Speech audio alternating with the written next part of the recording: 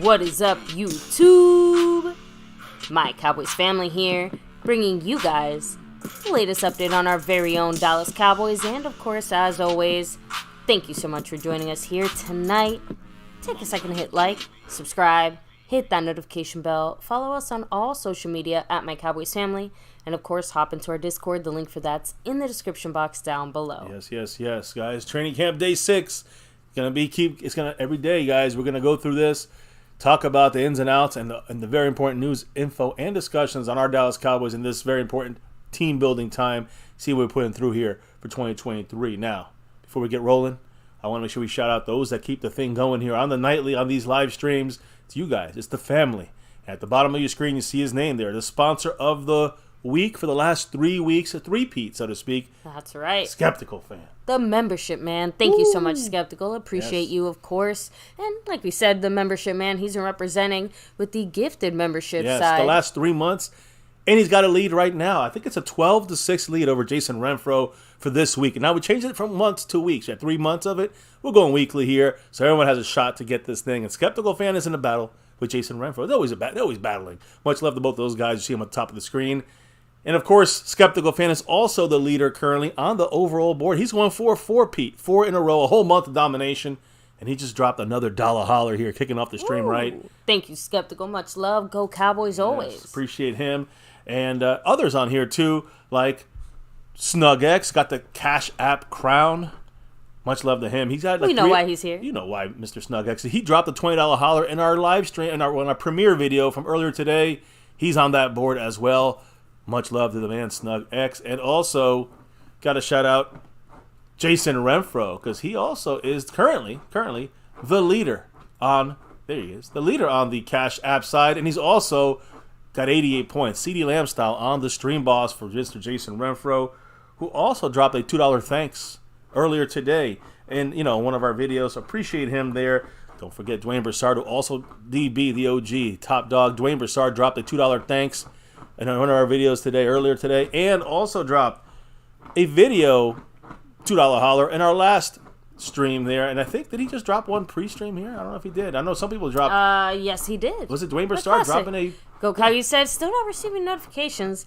Go Cowboys. Yeah, not sure what's going on with that, guys, but that's why you gotta make sure to try to hopefully follow us on social media. It might not happen until 30 minutes before the stream, or of course when the stream kicks off. You should get notifications most of the time, but I guess today should have been a day you got it. I say, as a real quick aside, let us know if you did get the notification for this stream. If you have them turned on, of course, and if you don't, definitely turn them on. That way you never miss our streams. All videos, not just some, all videos, and you get a better chance to make sure all the notifications come through your way. You guys feel me on this. Today you should have gotten it for the earlier video and for this live stream. So hopefully everyone's in here and it's good to go.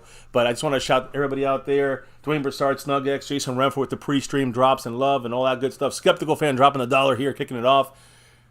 The family, you guys are the reason why. Look, you got super chats. You got memberships you guys can join.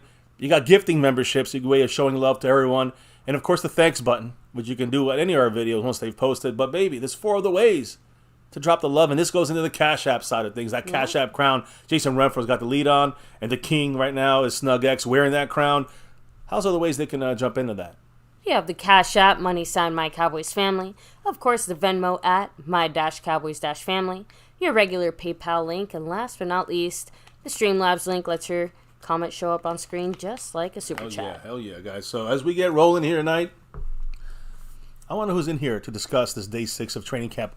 3rd day with pads on. The hitting is on, guys. But today was a lot more running and a lot less passing. We'll discuss it here. Who's in the house, baby? Well, first I have to shout out Jason Renfro, who dropped $1.53 holler there. There it is. Damn. That's just loud on our side. I don't know if they Go can hear Cowboys. It is loud on our side. Much love to the great Jason Renfro. JR. You know he reps it. Navy blue, silver, star of everything. And we need to get that 6 and beyond.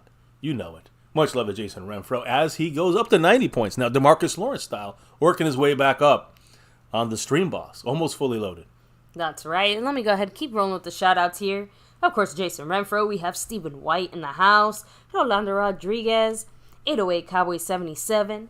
Cactus G in the place to be. Scorpio, what's up? And by the way, it's kind of a 50-50 split. So, Cactus G said he couldn't find us last night. Scorpio said he didn't get a notification today, but Steven, 808 Cowboy, all said they did get it. And I know on our side, I got it on so did I. So make sure you guys check your notifications if you did not get it tonight. It should have worked tonight. Yet last night, I know why it didn't. Tonight, it should have worked. So, let me see. Trey Slime, what's up? We have Q Ball in the house. Dwayne Broussard, the top dog himself. The OG. Fanny JP, what's up? Hello and hi. Mari Roberts representing. Jason Renfro once again. Skeptical fan always. Staying skeptical. Sponsor of the week. I know I said earlier that Dwayne Broussard dropped the thanks. He did not. He just dropped the love on the other video. It was Jason Renfro who dropped that $2 thanks, but I did mention him there, and he said, "Go Cowboys."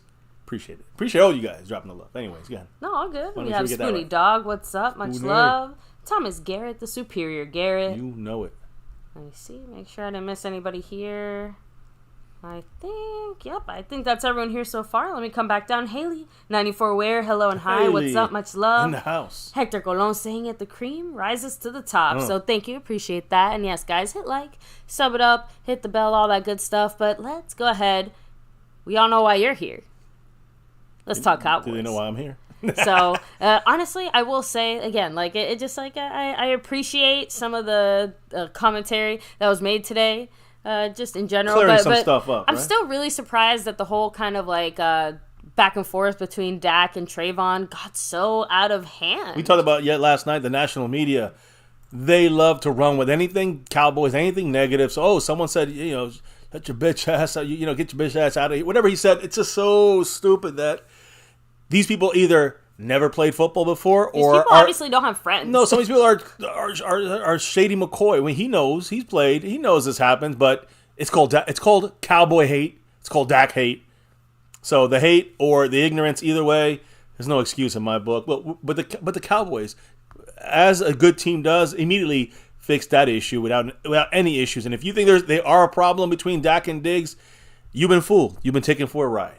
Now, let's start off with NFL news here, guys, as we kick it off. I don't know if any other names jumping in, but I think we got everyone covered. Yep. So as people come in, I'll make sure to give them their shout-outs, their dues. There was a football game, NFL football game tonight. It ended about an hour ago, and trust me, no one was really caring much about it. It was the Jets and the Browns. Yes, New York Jets, no Aaron Rodgers, though. And the Browns, about 50 of their players did not even dress. What do you mean? Is this not the most exciting matchup of the year? The Pro Football Hall of Fame game was today, and, all right, we got football back. After about 5 minutes, you're like, all right, we need to see real football again. I'd rather see Cowboy training camp footage, honestly. So, Pro Football Hall of Fame inductee, Dallas Cowboy and Denver Bronco, he's going in as both, sang today the national anthem ahead of the kickoff. And I thought it was all right. I'm not going to give him extra pride. It's a big thing to do in front of so many people. So, again, give Mr. DeMarcus. That's one of the harder songs to sing. Yeah, I'm saying that. Give him credit for doing it up there, getting up there and doing it. I just think that, I've heard a lot better versions of it, but either way, it's still commendable for DeMarcus Ware. And to do it, he still sounded good. I'll let you know when Whitney Houston plays football. So, guys, of course, DeMarcus Ware is going to be inducted to the Hall of Fame, but so is Zach Thomas, the Dolphins mainly right linebacker. Tears were shed, though, when he was presented the gold jacket. Who presented the gold jacket, and who's going to speak for him tomorrow? At the induction ceremony, Jimmy Johnson. Jimmy Johnson said, quote, Zach Thomas ranks as one of my favorite players of all time. Zach was a coach's dream as a leader and a player. I never had any player that prepared himself as well as Zach. And remember, he coached them in Miami. I think Zach Thomas might have came to Dallas for a year, if I'm not mistaken.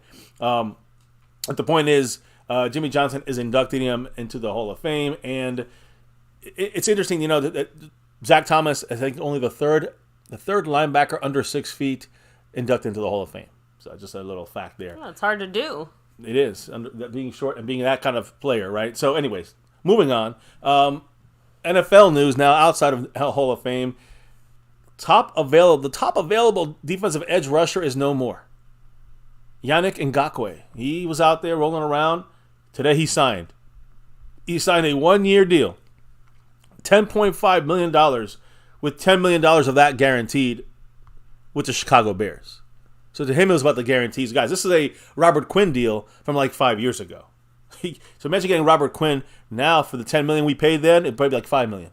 So them getting Ngakoue is like really $5 million, like what it was for a Robert Quinn deal 5 years ago when we signed him, or we picked up the rest of his contract. It was like what, $8 million, $10 million, I think was a total hit on the contract. So yeah, Robert Quinn and Yannick Ngakoue, he's the new Quinn, I guess, at this day and age. Either way, he's with the Bears. And they just got rid of Quinn. And I mean, Robert Quinn, not Dan Quinn. So, anyways, that's NFL news. Any quick notes on NFL stuff, maybe, in the chat? Let me see. Thomas Gary said, I wonder how Jerry Jones is reacting right now. So I kind of joked, but I'm like, he's probably reminding himself that the Ring of Honor is so much more exclusive. Seems like it. Feels like it. Oh, so, and by the way, Cactus G with the real pro tip there. If you aren't able to watch or catch the game, he said it's on the NFL app for free. Just make sure to watch on a tablet and not on your phone, and you should be able to watch it there. So for which game? For the Hall of Fame? I'm guessing for either the Hall of Fame game or the preseason game. Well, yeah. No, I'm just saying in general, Cowboys, probably moving forward as well. In general, yeah, I think they do have it on. So we're going to catch them all. I think they have 2 out of the 3 nationally televised for the Cowboys. But go ahead. I'm sorry. Haley94 said, I turned off the volume for my namesake on the anthem. And I'm sorry, that just cracks me up because it's like you got to preserve the sanctity of the name. You don't want to degrade it. I'm sorry, that just caught me so off guard. Dropping his knowledge right now, 1-2 style. What do you have to say, baby? He's in the star level for many, many months. He's not repping a 1-2 style. He's repping a 2-7 style, 27 months. Ooh, and by the way, Mary Alvarez, I did confirm. She is in that. She's back into the star level, so she's up on that board in 3rd place, but behind Jason Renfro and Skeptical Fan. But I want to hear what star level star member here, Jason Renfro, had to say. Football time is here, and our first game is on the 12th versus the Scabs. So let's get Zach Martin signed, clown show, so he can get to training camp and be ready for football. Let's get our 6 and beyond. And go Cowboys now and forever. And forever beyond. Hell yeah. You got everything right there. You broke it down. Clown show got to get Zach Martin in here. He's not going to play, but we need to get him in here to get the defensive guys, a little bit better tested and get our offensive side of things a little bit more on the same page when it comes to the offensive line. But yeah, everything else you said there is right. I have get that 6 and beyond. Again, ever since that one comment by Jerry, I have a very nasty feeling in the pit of my stomach that they kind of meant what they said when they're like, let's just play this out. He's not going to last until the beginning of the season. That basically Zach isn't going to sit there and watch himself lose all that money and then just not show up. I want to figure out how many days it's been. It's been about 10 days, so he's lost about $500,000 right now. Man, I don't know. For some reason, I just have a feeling this is going to end as happily as I think that we all want it to. I still think Zach Martin will be back, but I just don't think it's going to be the happy relationship that it used to be. Let's start it off. Let's talk about it, baby, because Mike McCarthy spoke today from River Ridge Complex in Oxnard, California, and McCarthy reiterated he's not concerned about Zach Martin's ability to step in seamlessly when this, again, we presume this holdout will be over soon. At some point, it comes to an end. Zach Martin will slide right in, no problems. According to McCarthy, he said, quote, everything we're doing here and now, Zach already has. Zach will be just fine, end quote. Now, 3 things. Number 1, I agree with Mike McCarthy. I think if anybody, he's a guy who's going to slide right in and be fine. But my 2 points that are left over, I want the offensive line to feel where they're at with him, not just throw him in week 1, right? And I also want the defensive players like Mozzie Smith, Oso Digizua, another great day for those guys. We want them to sharpen their teeth against, a fully loaded up offensive line with Zach Martin on there. I mean, Jonathan Hankins. Test these guys with the guy, Zach Martin. Right now, interior, you're getting Biotish, which is doing all right, but you got TJ Bass, you got Tyler Smith, fantastic. But when he plays tackle, because Tyron Smith's not playing tackle, then who plays that guard spot? It's Austin Richards getting thrown to the ground. You're seeing all these guys coming in there, and they're just Matt Farniak getting burned all over the place. That's who's going up against our defensive interior. We should be killing the offensive line every single day in practice. Every day. Because we don't have our fully loaded team. We don't have Terrence Steele playing all the time there at right tackle. We don't have Zach Martin right now at all. And Tyron Smith half the time on, just getting a little bit of a rest, So, other than Tyler Biotish, Tyler Smith, everybody else is backups most of the time on that field. And that's what the defense is playing against, with their starters.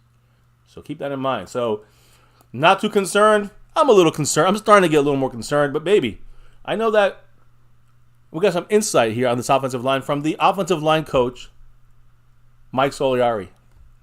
And he spoke today, guys, discussing this offensive line situation and the opportunities, I guess you can say, that's going to be out there, with or without Zach Martin. So I'll take Mike McCarthy off for a second. What did Mike Soliari have to say, baby?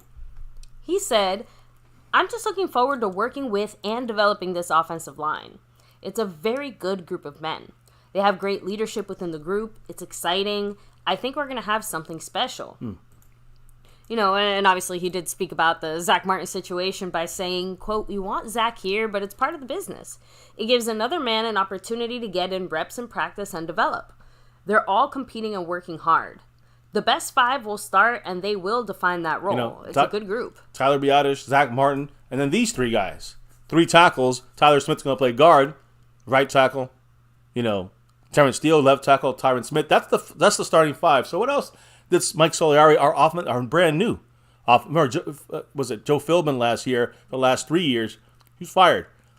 So now, what is Mike Soliari going to do with these other guys here on this offensive line, like Terrence Steele, Tyler Smith, Tyron Smith, and Tyler Smith? He did throw out there some serious praise for Terrence Steele and actually credited his hard work and dedication throughout the offseason for the reason that he actually even is back as early as he is from that injury, saying, quote, "It's unbelievable in the sense of his dedication, his passion, and his work ethic. The grit that he's come along and developed, and he's put himself in a position off that injury. He's worked hard with great dedication and great leadership." So, honestly, we already knew it because we're seeing it live and in action, but it is really good to hear straight from the coaches as well. Yeah. So, Terrence Steele, good to go. Again, they have a lot of trust in Terrence Steele at the tackle. Yeah, right, it's not like the OG Smith. Tyron Smith is, chopped liver, right? Solari's biggest problem when it comes to Tyron Smith is how long will you be able to count on him? AKA injuries. And at least Solari said that he's confident in his left tackle, right? Saying, absolutely, Tyron's a pro, not only on the field, but off the field. His preparation, he's a great leader of men. You can sense his work ethic in practice. Injuries are a part of the game, but we're counting on him being a part of every game. So, Tyron's playing? Okay. I kind of took that as more of again, we're going to count on him to be there for every game, but injuries are just part of the game. It's he'll be there standing there, like teaching the guys when he's injured. I know that's kind of what he meant. That's what it feels like. So, and of course, you can't talk about Tyron Smith without talking about his doppelganger, Tyler Smith. Name-wise. And I only say that, yes, because it is still cracks me up. And Tyler Biadasz, who's a center. He is, Solari did say that he is a big fan of our second-year guy here, saying right now he's locking in at that left guard spot. Absolutely, he can play both. He's a talented football player. But we want him locking in at that left guard spot so he can master the fundamentals with the center, with the tackle, keep ascending as an offensive lineman. It's exciting. He can play 4 positions. Wow. Again, we know he's a left side player, but he obviously can play a little right side if needed. You want him at the left guard or left tackle. Left side. Left tackle is where he's going to be playing most of his career probably with the Cowboys. Left guard is where he has to play right now for multiple reasons, but mainly because Tyron Smith is still healthy. If and when Tyron Smith gets hurt, Tyler Smith will then shoot out to the left tackle spot, and then what do we do at guard? Problem, right? So, continue, baby. I'm sorry. Was that everything you had to say? No, it's all good. Solari did kind of mention, regardless of whether Zach Martin is here or not, that next Saturday is the first time we're going to see our starting offensive line, kind of fully ready to go. All right, so no matter what, he's going to put out all of his current 5 guys. But Terrence Steele's not going to be out there. It's going to probably have to be Biadasz and Tyler Smith, and then I guess Tyron Smith will play out there as well, but that's it. No Zach Martin and no Terrence Steele, in my opinion, in week 1. If he is out there, I say week 1, I mean preseason week 1. And I think he means maybe for a couple of plays. Yeah, I think against I was going to say, and to be more specific, against the Jacksonville Jaguars. Yeah. But again, I feel like there's a big asterisk next to that statement. If they play more than 5 snaps all together, you can knock me over with a feather type of thing. Yeah, you know what I mean? I'd be very surprised. Maybe 1 play and get him off the field. I don't know. They got to get a couple plays in there. What's the use of maybe let's see what we got right now with the other backups that have to play with some of these stars if these guys ever go down. But you want to risk Biadasz and Tyler Smith and Tyron Smith in preseason? Maybe for a drive, We'll see. Yeah. But that's going to be a drive in week 1 of preseason. If I remember last year, our O-line starters did play a little more than I think I expected them to. They played with Cooper Rush and everything. So they did play a little bit longer. I think they're going to do the same thing this year. Yeah, just something to keep in mind, especially just throwing this out there. Maybe they play even a tiny bit longer, not for a bad reason, but for a good reason. If Zach Martin's back, heck yeah, take an extra few snaps, right? Yeah. Right? 100%. Also 100% on Jason Renfro. You got to go up to 7 now. Gifted memberships this week. He's down 5. In the, middle of the week. And he gifted it, the lucky winner, Ice Tippler. Like the name there. Thank you so much, Jason. Appreciate you, Jason, much love. Congrats, Ice Tippler. Hope you enjoy those awesome emojis there. Drop them if you got them, guys. There they are. So, awesome. Yay. So, again, any quick comments on this in the chat? And thank you once again to Jason Renfro as I update that board. You see Jason Renfro reminding everybody, same thing was said when Emmitt Smith, held out until he got paid and we lost the first 2. Took a defensive player to smash the helmet through the wall to get Emmitt to pay, pay to Charles back out Haley, if I recall correctly, threw his helmet through the wall there. There you go. There you go, the Haley representation. Haley so and Harold Jones tonight. said, Jerry, stop playing and pay the man. Exactly. So that's where we're at with this offensive line right now. That's the update on it. McCarthy and Mike Soliari, the guy who's actually in the trenches there coaching these guys. Cactus G saying Jerry's definitely playing hardball because I kind of said earlier in the chat that there's a part of me that just really hopes that this is just like BS. A very aggressive negotiation tactic by our front office. But Cactus G said Jerry's definitely playing hardball. I've never heard him talk that way about a star player, at least not publicly like this. I agree, he's but made his little comments and stuff. I think they're trying a different path here. But in the end, Zach is going to win in the end, in my opinion. I'll be very surprised if Zach Martin comes back. Only because he might. Now, let me make sure everyone understands. I think he might come back, let's say, before week 1 on his own accord and play on this salary. But the point is, I think that he is going to take this month off and say, you guys are fucking with me, I'm going to fuck with you, kind of situation. Even though he knows that, again, if he sits out the entire year, he's gonna lose too much money. So I agree there, but we're gonna lose games, and we might risk injuring players. That's gonna stop us from winning a Super Bowl only because of what? $4 or $5 million a year difference for Zach Martin, who deserves it. It seems weird to put the line in the sand now. And I know, but in a weird way, I think it's gonna turn into one of those things where if this drags on any longer, I can easily see the fans turning against Zach Martin, So, because now, remember, if you're a fan of the team, yeah, you love Zach Martin, but now he's fucking with the team. And I agree, with the but season. It's not him fucking with the season. I'm not saying I agree with it either way or not. I don't throw it out there that the longer this goes on, the more acrimonious it gets for everybody. But I think these are the guys ruining it. These are the guys that are not McCarthy. The clowns over there, the Jerry Jones, Stephen Jones, they want to draw the line in the sand on someone like Zach Martin, who is Hall of Famer and a guy who's at the top of his game right now for $4 million a year. It seems stupid. And listen, Zach Martin knows it. They're not falling for it. I know. So, by the way, Rolando, keeping Jones on the team doesn't do anything now for training camp, just because the suspension doesn't go into place until week 1. So we can keep using him until training camp. Then just cut him at the end. If that's really what we want to do, right? They can cut him if he's not performing in these next, 3-4 weeks. But the Cowboys still not sure they want to keep him. He just is not on the 53-man roster. He's an exemption because he's suspended. When you're suspended, you don't count to as a roster. But so we can keep him. That exemption doesn't kick in until week 1, though. Yeah, but right? that's the first cuts. Yeah, not week 1. It's that basically after the cuts is when it kicks in. Okay. So what I'm trying to say is, if there's no reason to cut him.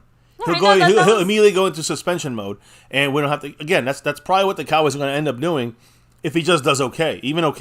And then by the time we get to week, after week 2, beginning of week 3, we got to make a decision on the roster. Do we bring Ronald Jones back, or do we cut him? And if we bring him back, then who do we cut? That's probably more week 3. Haley94 said, I think they could find middle ground, add an extra $3 million to Martin's contract, puts him at 17. It's not the top of the heap, but it puts 70 close to the top. Remember, guys, Jerry Jones, Stephen Jones, are going to run the narrative here. The truth is, Zach Martin himself said he does not want $21 million. He wants to have the best, highest paid contract. He just wants comparable. He don't want to be at 11 or 13. He wants to be at 17 or 18. It's the Joneses are saying, no, play on your contract. This is a Jerry Jones, Stephen Jones thing. Zach Martin's doing what a player is supposed to do in this situation as per the CBA and the contracts that they sign. I feel like any of us, if I had been doing my job for 10 years and then a new hire is getting paid more than I am, I don't know about you, but even I'm going to go talk to my boss and say, hey, listen, if you were too old to do your job at that point, that's one thing. But if you are still at the top of your game, you got to get paid more than the new guy, the new hire. You know what I'm saying? So, look, it's business. You guys know it. And listen, it's part of what is allowed in the collective bargaining agreement. The players and the owners agree to this, and the owners can't bitch about it now. And the players really got to be more familiar with this because I know, but I don't think this is in his correct right to do. It's not like our job. I agree, but right. I don't think we've ever discussed this kind of contract situation with such a high caliber player, at least in recent years. Like it. I guess. I'm just saying, we've had a lot of very good and elite, great players and all that, but listen, the way they treated L. Collins, Amari Cooper, the way they treated DeMarcus Lawrence. I'm sorry, but none of these guys are sniffing Zach Martin's farts. No, but here's what I'm trying to say: they've been having that attitude, all these guys, and they're going to continue to do this. It seems like to anybody, including Zach Martin. I know, so but that's where the problem lies. For the most part, at least half those guys got their deals done in the end. So anyway, they got him. No, I'm talking about DeMarcus Lawrence. Like last year, the way they cut his money out and they moved it around, it was more like you're going to cut you or take this deal. It's that attitude the Cowboys are coming with that they think they're getting tougher, and in a way they kind of are, but they're also getting dumber in some ways. And again, it's great to be tough, but you're being tough against your All-Pro, Pro Bowler, exactly. 90. Like I'm just saying, it's against your logical detriment. Here. Everyone else is rolling at 98 or less. Zach Martin is rolling at 99, and that's what I'm trying to say. It's every other player, you might be able to justify it a little bit more. But Zach Martin is about as close to perfect as you can get when it comes to a football perspective. Yeah, offensive lineman, he carries the team there. I mean, Chris Plumage, oh man, sorry about that. That's unfortunate. No, I said that the other players couldn't even sniff Zach Martin's farts. And Chris Plumage just happened to come in. That's the first thing he hears. That was the first thing he hears, so... Wonderful. Anyway, like I said, lots of ways for the Cowboys to maybe massage the numbers so that everyone's happy. Zach Martin gets paid a little more. Voidable years at the end of the contract. It doesn't hit the cap in a way that the Cowboys don't like. You put those $4 million and the $4 million into 2 extra years and extending him by 2 extra years and just throwing that money there. Balling it up and throwing it forward. You're going to take a $4 million hit or an $8 million hit if you want it in 1 year when he's not here with us? Okay. You're not going to feel that on the cap. Trust me. So it seems like the Joneses are messing with the chance again to that 6. Yeah. And Cactus are obviously trying to do something different than what they did with the original Dez deal or Tank deal or even Zeke's deal. I agree. That's my point, though. Now they're playing ultra hardball to the detriment. Before they're playing, pushovers to a detriment. They would pin themselves in a corner, the Cowboys, when negotiating with Dak or negotiating with these guys, and then they want to play hardball. That's idiotic. Now they're just going to play hardball without any rhyme or reason. It just seems like they're just doing it because they were known to be too soft. Now they're going to ruin their team because of its, stupidity and clown show shit. So I'm going to read this final comment, and then we'll go ahead and move on just because, it's I know 808 Cowboys were on the other side of it, right? All right, let's hear. He's like, I'm okay with 2.5 more, 3-year, million more, but I don't feel Jerry's in the wrong here. He's not the one holding out. They probably are busy trying to get other contracts done first. And then agree. Here comes Zach trying to cut the line. And Zach's doing what he should do. Closed mouths don't get fed, at least in NFL terms. Remember, I want to make sure everyone... I got to repeat this one more time. Everyone, I know we hate the feeling that whether Zach Martin's hurting the Cowboys or Zach Martin is doing it for the money. I know we hate that feeling, but the reality, and I got to explain it, I got to think of it this way. If you're a player in the NFL, you sign a contract which is agreed upon by both sides, CBA. People think he's breaking the contract. No, this is allowed by their agreement, by their union, and by the owners. That a player can do this. They get fined, but they can do this in order to make more money. Now, let's say Zeke did this. He'd be cut tomorrow. He'd be cut the day before he even started pulling this at this point of his career. Zach Martin, he's not going to be cut. He's a guy that they're going to get out here one way or the other. He has all the cards. He has all the leverage. And the Joneses, they don't want to play by that, even though they agreed by that. So in this world... I wonder if maybe that's why they're kind of snapping back so much, because maybe their feathers are a bit ruffled at the type of leverage Zach Martin currently has. They're snowflakes then. This is what they did. They played 2 years. Jerry Jones, Stephen Jones. They used him for 2 years way undervalued. like getting him for a steal, which is part of the deal. He made the deal, but now he said, enough is enough. Now I'm going to, I wanted a deal in February. They didn't even talk to me. That was one of his big issues. The Joneses didn't even talk to him. It's almost to a point of disrespect. So Zach Martin can be a guy that can kick around like this. Zach Martin had enough with that front office crap as well. So, yeah, he has to jump the line before the Joneses start saying, well, we don't have enough pie right now to pay Zach Martin. So he's jumping in front of CD and Mike and Eric. Well, he should, because this is his last chance to strike gold. And he's doing what he should do as per the contract he signed with Jerry Jones, as per the agreement by the players and the owners. So when you say he's breaking his contract, you're wrong. He's actually abiding by his contract by taking the fines, which is allowed when he signed day one, his rookie contract.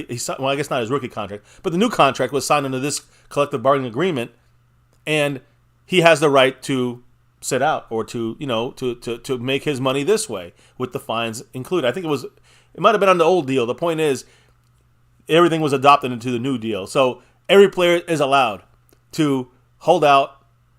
That's not breaking the contract. I just want to clarify that. And the owners are allowed to cut players. That's breaking the contract, but it's technically allowed. It's like getting fired, right? So it goes both ways in this job. Not in your job, not in my job, not in everyone's job, but in these guys' jobs, that's what's agreed upon. That's in their contracts. They're allowed to sit out. It's not breaking the contract. Anyways. Just want to clarify that for those. No, it's all good. Let me see. Well, James disagreed there on the whole shutdown corner part. So Haley94 said, "Do we know if they're negotiating? I think they're talking based on what Tyler said. Zach's text said, what goes on behind closed doors? So the last official word we had, as far as was there communication, was that Zach Martin's side had approached the Joneses, right, his agent, in February. Kind of started the movement and saying like, hey, can we sit down? Can we start talking about this? And he kind of got shut down by the front office. Now I'm summarizing here a bit, but fast forward the few months, and from our understanding, there has been some talks, but there has not been any kind of resolution. And Zach Martin has an issue with the way it's being handled. I was saying, Zach Martin did come out and say that he was not a fan of the dismissive attitude of the Cowboys that apparently lasted well past February. So I think the reason Zach Martin is doing this is because, again, the Cowboys kind of kept saying like, oh, yeah, it's not a big deal. You are a problem that can wait till another time. Yeah. We get our other guys signed, and then we'll say we can't pay you, and you have to stick with that there, Zach. Exactly. Zach said, fuck that. It's a complicated, tricky situation, but I'm positive it'll get worked out because Zach Martin, nobody wants to win more than Zach Martin either. So, Zach Martin's not going to risk his chance at a ring. Last thing on this clown show, get your shit together, pay this guy, stop spoiling and rotting all of our players' souls here. They're willing to make moves and sign a 6-year deal like Zach Martin did to help the team, to help the star. Now he wants to come back to the table after 2 years being way underpaid and say, hey, just give me a little bit more. Be fair. And the Joneses want to play hardball? That's illogical. And he has that right to do this per his contract. That's it. We solved that problem. Yeah. Joneses in the wrong. They must pay, or we will lose. We will lose games because we don't have Zach Martin. Trust me on this. In this fucking clown show, they gotta listen to our channel and get on board. Pay the man. That's it. And you guys are agreeing with that too. Anyways, moving on. Let's continue real quick because we have a lot of topics to talk about. We got to take a look at today's practice, which the full video is up. I hope you guys got to check it out. But Zach Martin talk, we got to get him back in the house here sooner than later. Mike McCarthy did speak some more. He spoke about the running backs, and he said he has confidence in our running backs on the goal line. So, sometimes we don't have Zeke anymore, so that's a question that's been asked. He said, quote, you have phone booth runs, and I like Tony Pollard in a phone booth. He's a crease runner. Find the crease and accelerate. Tony has that run instinct, and I also think Malik Davis and Rico Dowdle do too. So, slap my ass and call me Doctor Who then. Let's hop in the phone booth. Listen, it sounds like Tony Pollard's going to be the goal line guy, and sometimes Malik Davis and even Rico Dowdle can do that as well.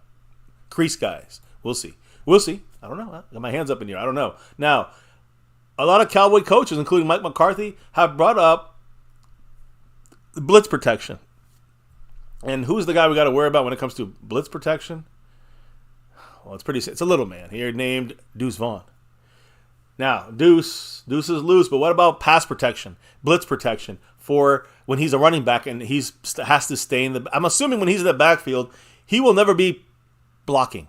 He'll always be going out, and everybody has to respect that, or else, well, he's going to burn you for a bunch of yards. But Dak's going to take a hit. He's going to have to, there's not going to be, they're blitzing. Deuce Vaughn's probably going to, he's probably the outlet. He's not going to be able to really block many people. They asked Mike McCarthy about this, and he said that when it comes to blitz protection, rookie Deuce Vaughn, in this padded practice on Monday, the first one, was an example of how Vaughn knows how to use his leverage as a tool, being short and in his size and everything.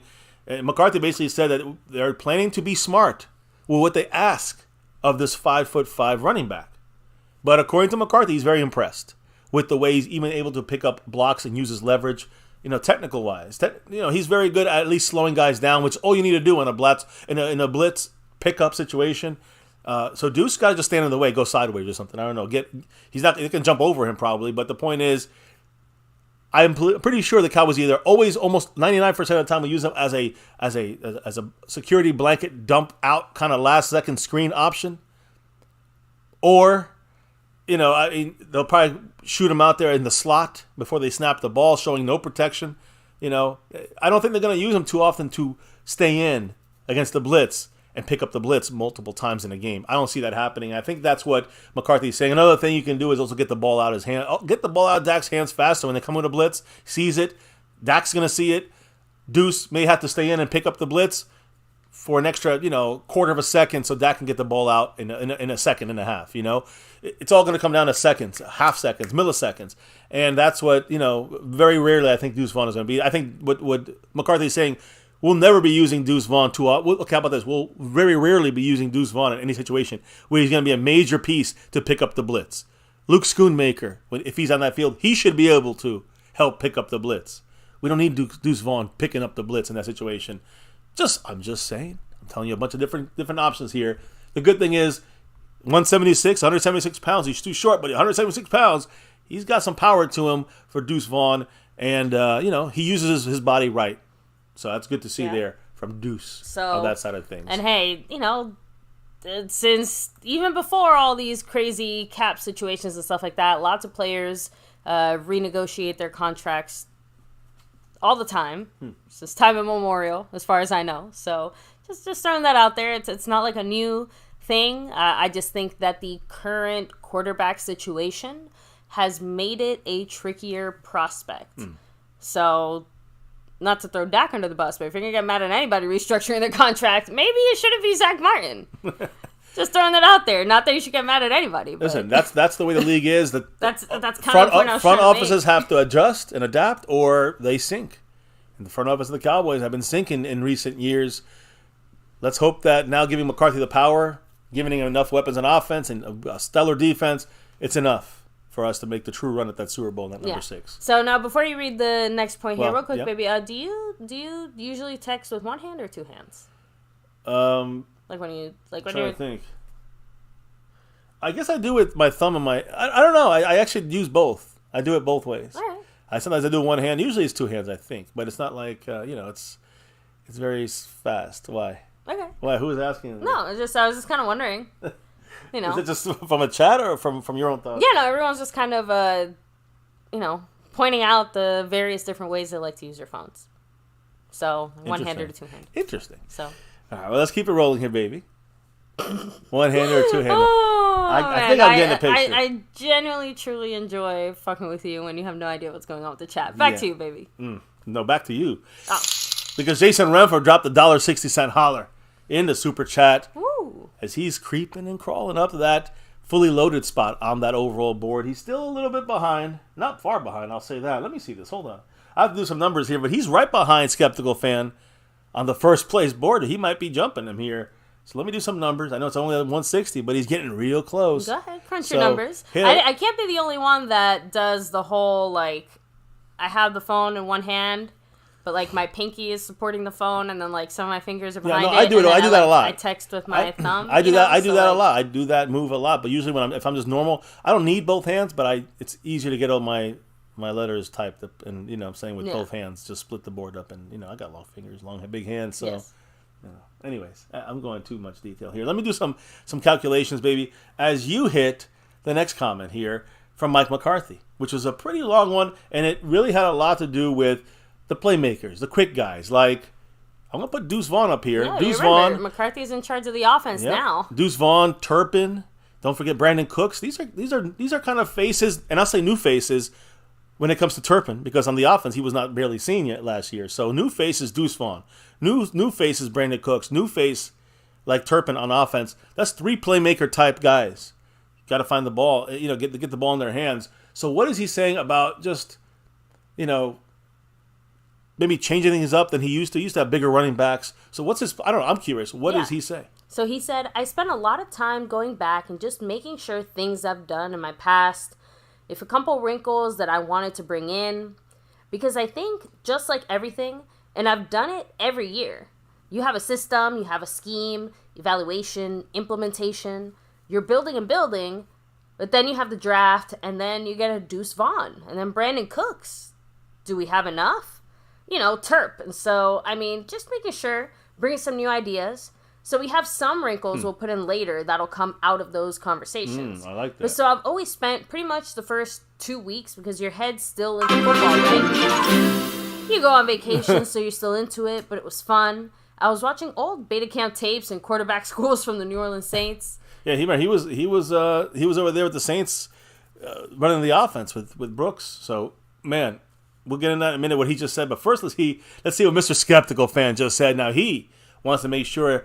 Jason Renfro is about 3 back, I think. Well, not anymore, because Skeptical Fan has taken a little bit of a bigger lead there, and also on the gifting board when it comes to these membership gifting. Congrats to I Love Bean Dip. There, he's back in it. Yes, back he in is. the membership. Skeptical Fan is at 13 gifted memberships.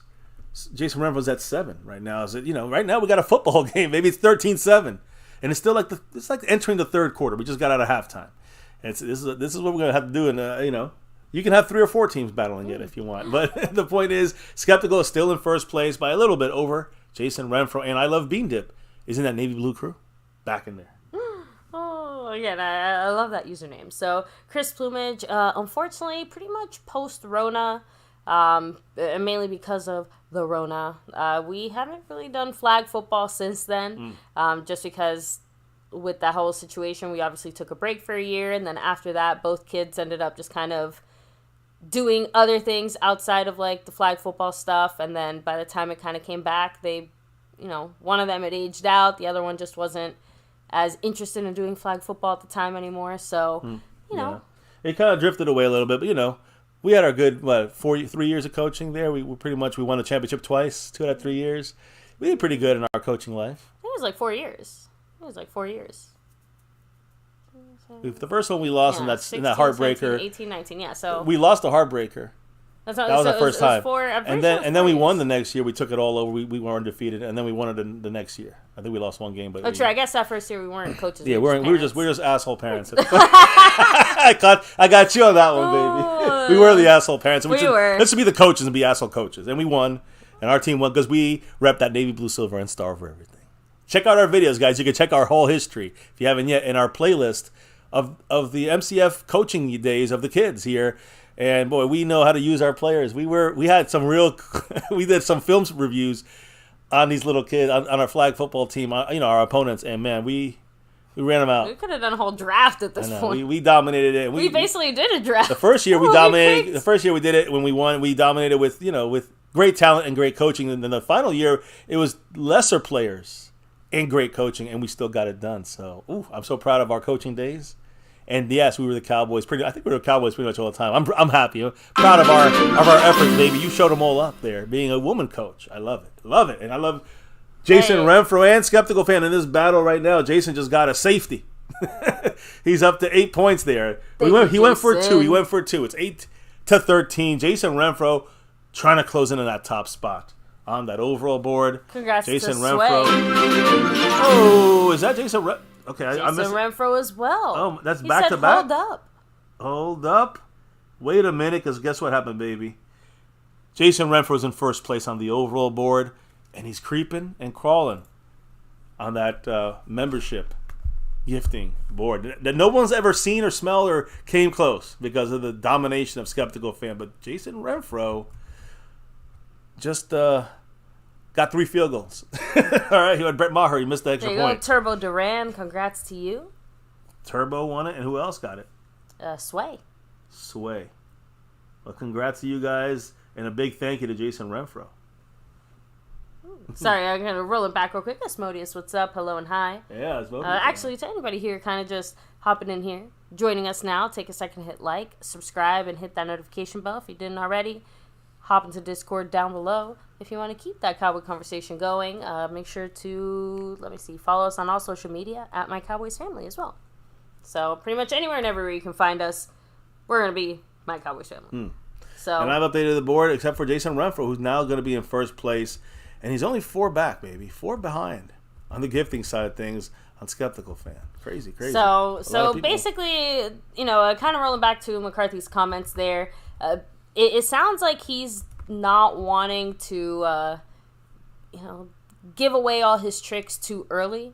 Or at least based off, some of the comments he made here, do we have enough? But first of all, yeah, I think you have enough. But I think he doesn't mean enough as far as players or talent. I think he means enough as in, do we have enough plays designed or enough things schemed for them? You get what I'm trying to say? So at least that's the way that I and they have things coming out from some ideas. Here, exactly. Yeah. McCarthy's sitting here percolating okay, we have this guy, we have this guy, we have this guy. How do we use them? Especially because of his comment of you don't want to use everything you have right away. You want to save some things, some schemes for later in the season. And of course, that makes sense. Agreed. There's going to be certain things that develop as well just naturally because as he watches them or as they kind of naturally get in sync, things start happening and you kind of roll with them instead of against them. And then you're okay, hey, we can use this. We can work with this. So I mean, that kind of puts this into perspective. When you watch what you're going to see here on your screen here, baby, and that's Deuce Vaughn. When you watch what he does out here, this is without pads. He's just fun to watch. This is one of the guys he spoke about. We know Turpin, we know Cooks, but this is without pads. They're not hitting, and again, they're not really tackling. Here's without pads again, but he looks like a pop. Well, he looks like one of our flag football kids. I'm just gonna make that noise every time he runs. But let me ask you a question. Now you see him here with the pads, right? Catching this pass out of the backfield, takes a hit from Jabril Cox. I think that's Cox. He stays on the sideline again. Now look at him here. Now here he's with Will Greer. He gets the football. No one even saw him. They got to tackle him here. This tackled her. They hit him. He took the hit there. Pretty well there. Now here, and he still got 10 yards down the field before anybody even figured out he had the ball. Goal line work. Faked out Mozzie Smith. Faked out Hankins. Just based on just shiftiness. Now this one we've all seen. Great move there. That's what you're going to get from him. And he makes people avoid tackling him cleanly. I mean, his ability there is incredible for Deuce Vaughn at 5'5", 176. Look, he's got great hands. He's got great vision. He's got great quickness and agility, movement. He can break tackles too. He's not weak. He's small. Do you think anyone's ever going to rail him directly, bullseye him? I don't see it happening. So get the ball in his hands. I think red zone is a good place. In a short, he gets no pun here, but short guy, short field is where he makes his on short spaces. He does great. So you have him as a running back in the backfield, going out for a pass or in the slot. Who's going to cover him? 90% of the time when he starts at running back, it's going to be a linebacker in coverage. I know it sounds scary, he gets hit, but when a linebacker is going to miss him, he's going to get 10 yards. And when he doesn't miss him, he's going to have to kind of pull him down. He's not going to get a direct blow-up play on him. Deuce Vaughn is too quick and fast for that. As long as the Cowboys' game plan here by McCarthy don't set him up to be laid out, as long as Dak don't throw the ball in a situation where he's going to lay him out, expose him, we're going to be fine. He's a little ball of energy, and he's short, hard to hit, hard to tackle. And you will rock him once in a while, but I think that's the thing. You got the plays coming from what we got right now. Short people are closer to the ground and therefore closer to hell. Oh, snap. Thank you so much, Skeptical Fan, who said, hold up, wait a minute. Who got that, Mike? Oxbig.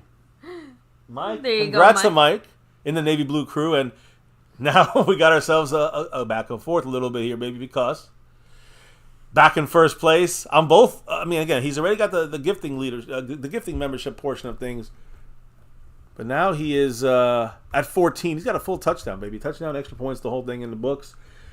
Jason Renfro's at 9, so he's 6 back. But Jason Renfro is fallen from first place. Skeptical Fan on the overall board is back on top, trying to go for that 4 in a row. Woo! So again, thank you so much, Skeptical. Thank Much you, Jason. love. Everyone's showing the love here tonight. And Mike Oxbig, hope you enjoyed that. Yes. Drop them if you got them, guys. By the way, speaking of dropping them, in case you are kind of rolling in here now, I just dropped the link in the chat. Go ahead and click on that link, guys. It will allow you to turn on gifted membership. So basically, if you want to be able to receive a gifted membership, you have to go through there and select it. Yes. Just throwing that out there. So, thank you, Jason Renfro, by the way, with the $1.20. Hey, he's still piling up there to push the the Extreme Boss to the top. There we go. Oh shit! There we go. Okay, this is the $25 holler. It sounds like because you got yourself 5 new people in the membership here. My goodness, Skeptical fan did it once again. And now he's got himself a bigger lead on both boards. Let's put it that way. He's first place. Shout out to you. By the way, I think we've got to be almost there. I'm gonna check that next emoji. If I'm not mistaken. I'm pretty sure. Again, I know. It's a bit of a back and forth. They make it bigger and bigger. Some people come on, some people drop off, but they make it bigger. Like every time you get to the next level, you got to get instead of 10, you need 15. Instead of 15, you need 17. But first of all, thank you, Skeptical fan. Shout out to Intron Hemingway, Melvin Mayo, Cash Money, Alpha 14, and Pilot in Command. All of you guys are the lucky recipients there of that gifted membership.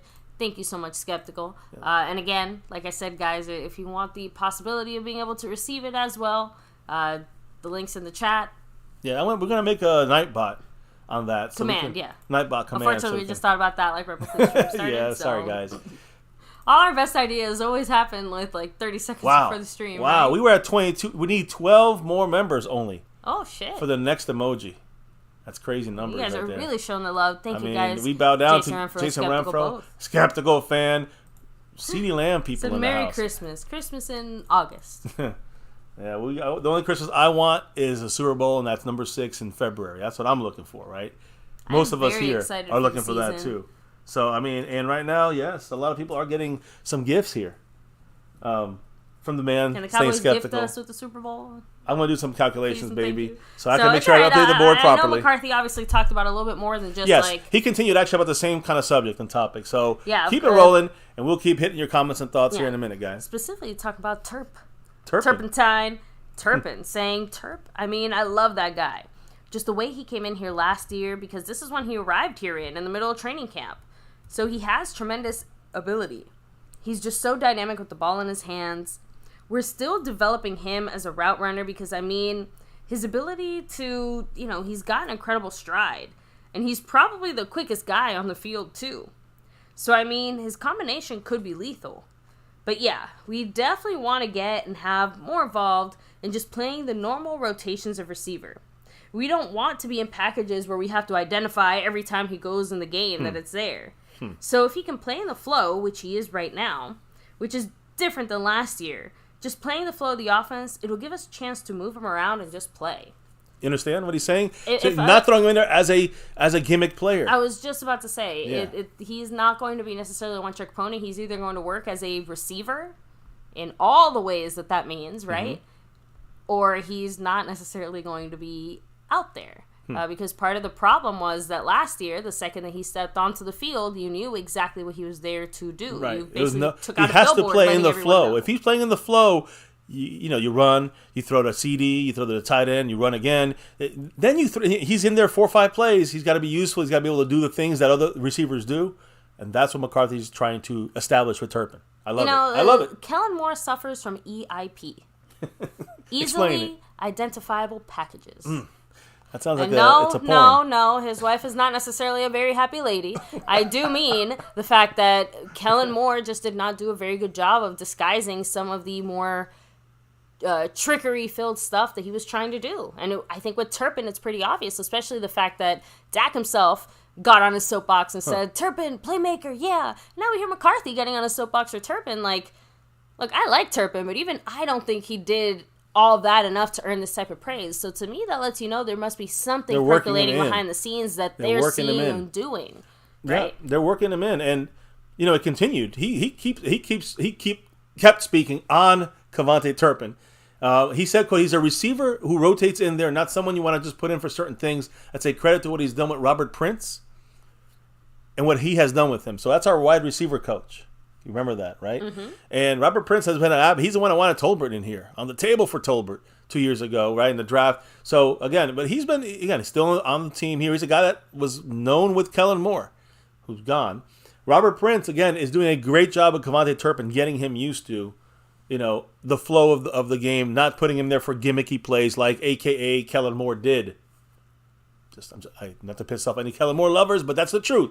Kellen Moore was too predictable, like you just said. So, that's the Turpin story, I guess you can say. Now, McCarthy also said a couple other things here, kind of finishing this up. But, it's going to lead us into the kind of big topics, and then we're going to finish up with the training camp thing. But I think first, we have to lead. And the person who is leading the Cash App right now, because they did just drop a $20 representation holler. Thank you so much to the man. Who could it be? Snug X. We all know why he's here. Baby. Thank you so much. Appreciate you. So he is the king of the Cash App. And now he is the leader of the Cash App. Once again, going for that back-to-back, like our 90s Cowboys. I said earlier, in our earlier video, baby, he dropped that $20 holler earlier in the Super Chat on our premiere video, which truly appreciate you, Snug X, as always. Oh, and he said, I couldn't help myself. Go Cowboys. We all know why. Thank you, Snug. Always appreciated. Yes, truly appreciate you, brother. And I know you still rep that navy blue, silver, and star. I seen it. I know it. We know. Always. Otherwise, always. But we also know why he's here. and I can't blame you. That's for sure. Let's call it a multifaceted reason. So he jumps into fourth place, jumps over Andy Pocht, right behind Mary Alvarez. Yeah, and I have to agree. Bruce said, I think Kellen just tried to get too tricky sometimes. We had successful drives that ended with like double and triple reverses. Right. We had, and he wasn't bad all the time. We played poor defenses. People say it was on Dak. I think it's on Kellen Moore. I think the poor defense is what a lot of quarterbacks could do well in that offense when you had either the offensive line healthy or a bad defense to go up against. When you have an offensive line that's breaking down, you got to make adjustments. No, same kind of plays for Kellen Moore. Honestly, that's the problem. A lot of those plays in particular really reminded me of our flag football days. Some of those plays we mentioned, we did that. Yeah. So, and the only reason I say that is just because, you barely get away with it in a more, let's say, a loose context, right? When it's just, a kid's game or a high school game or whatever, like, there are certain things that you can do. Like, there's a reason that no one is really reversing in the NFL right now, all the time, right? Or triple reversing, like Kellen Moore like to pull out. When we're on the goal line, we just triple reverse it. That's because after a certain point, it gets way too easy to identify these things and stop those types of plays, right? But Kellen Moore, after 4 years, Kellen Moore, we can still call the plays. And Kellen Moore would bring in Kevontae Turpin. We're like, okay, here it comes. Jet sweep, boom. Quick pass to him, boom. I mean, and those are the plays he got once every 4 games. I wonder how identifiable the Chargers offense is going to be to us. I'm telling you, Dan Quinn's I know people think it's going to be a close game. I don't care how good the Chargers are. I expect the Cowboys to blow out the Los Angeles Chargers because we know him. We know what he's going to do. They're going to get a couple of nice plays on us.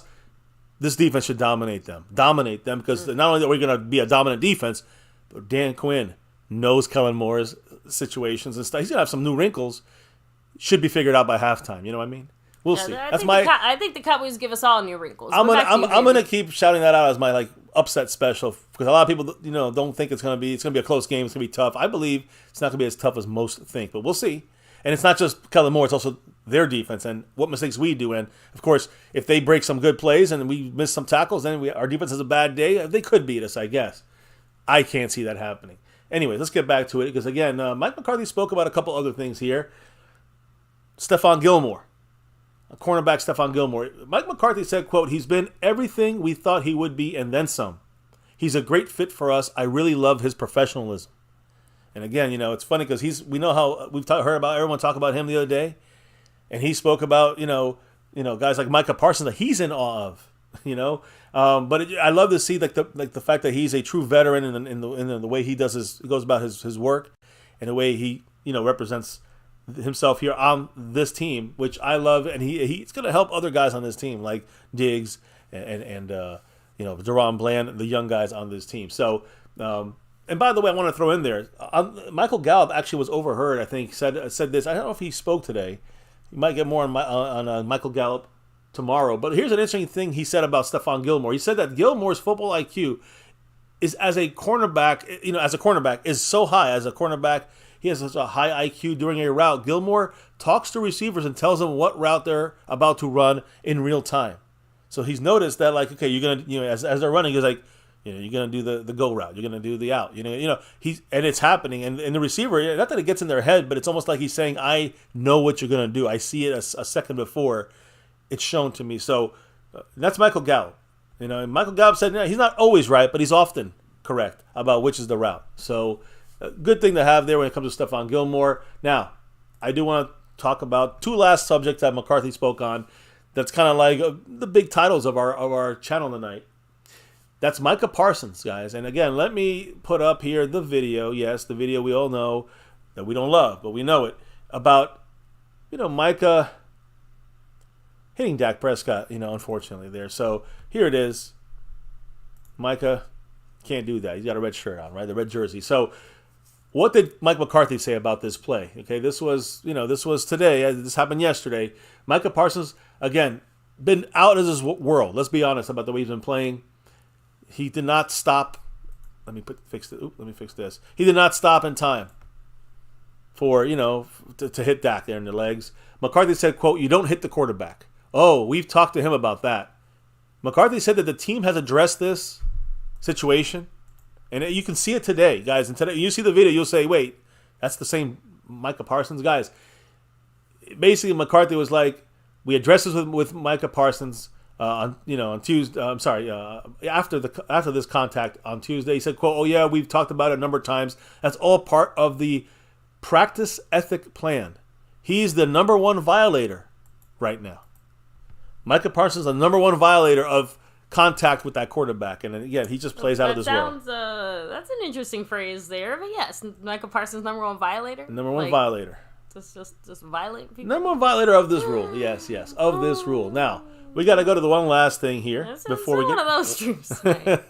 Yeah, it's one of those crazy ass streams. Now McCarthy spoke about one last thing, which was Again, this is so silly to me that we have to even talk about it, but it is a major part of today's stream because the players spoke about it and McCarthy had to talk about it. Yeah, and I had said it earlier, like, I'm genuinely surprised at how much bigger this ended up blowing up because I thought after we discussed it yesterday that it was just kind of an over and done. The Trayvon Diggs and Dak Prescott, little back and forth there. Really was Trayvon Diggs was caught on camera. We said, of course, Dak had given it to him beforehand.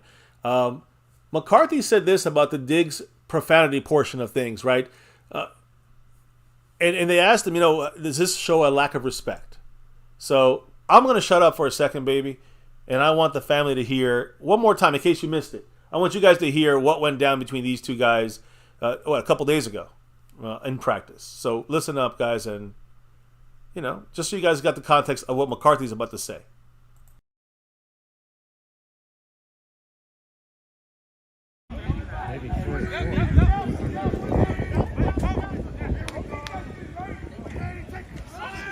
That's done.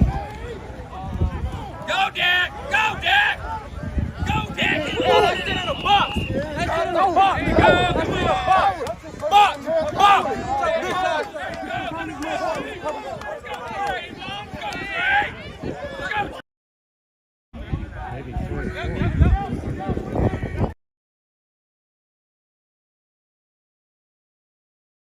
All right, so as we watch this again, you guys just heard this. McCarthy basically said this about the profanity and does this show lack of respect to Dak Prescott. Quote, "The fact that they do talk so hard to each other, it shows the connection. So to me, it's the complete opposite. When you're competing and it's like your brother, no one goes harder against your brother than you. Trash talking is part of our environment. I don't referee that. It's not like it's something new. For as long as I've been in this league, it's part of football culture." And that's the thing. You'll hear Dak's comments about this later. Are we good with the audio? I want to make sure we're good. Okay, I'm just make sure I'm not over yelling myself here. Good. Okay, we are. Yeah, we're good. So, anyways. Yes, MCF of the past. Yes, I just didn't want. I wasn't sure if I had taken off. Yeah, I'm glad that McCarthy specifically pointed out the fact that it's part of football culture. Like, look, I'm the first one to say that I don't think all of the old school football stuff necessarily needs to be carried forward into the 21st century. But last time I checked, we're not here to play patty cake. Okay, we're playing football. Okay, guys are going to get in each other's faces. Guys are going to say some shit. And you know what? It was well-deserved and well-earned all the way around. Listen, I like that comment, too, about the brotherhood thing because, like I said, I don't know about you, but like I said, if you haven't physically beat up your sibling, are you even siblings? Right? Like exactly. You gotta get to a scuffle or two. I had mentioned the fact that these two guys were the first practice talking to each other like in private after Diggs got his big deal. I would not be surprised if Dak said, "Please ramp it up. Get in my face," because he does this to the players. It's a known thing. You hear Dak talk about it. But the thing is this, guys. When I saw this, and I was like, I kind of liked it because it showed me competitiveness on both sides, especially from Diggs. I like it. I like him playing with heart. He's more vocal. He got paid. Now he's kind of more vocal. I like this.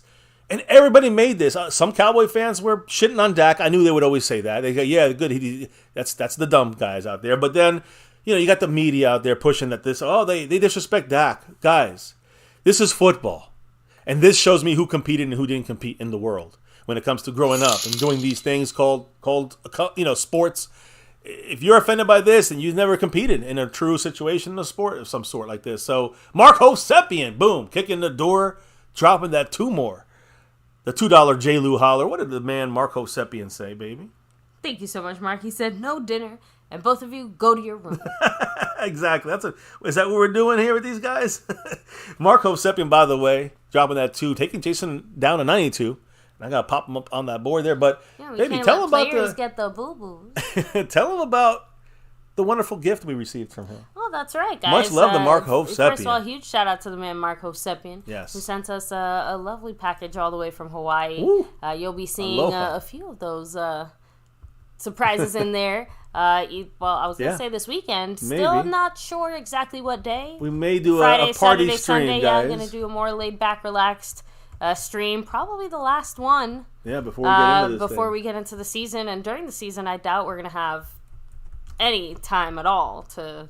Yeah, we won't have any party streams then. This is like the last party kicking off the the preseason. Let's just say for the Cowboys, right? And that's it. Hopefully, next time we party, we'll have those Super Bowl reasons. We will have the that's true too. But we will have the shot glasses out, repping it here. Mark Hosepian style. If the Cowboys make it to the Super Bowl, will we even be able to drink, or are we going to be so nervous or just be like... I'll have a drink or two. Clenched on our couch. Trust me.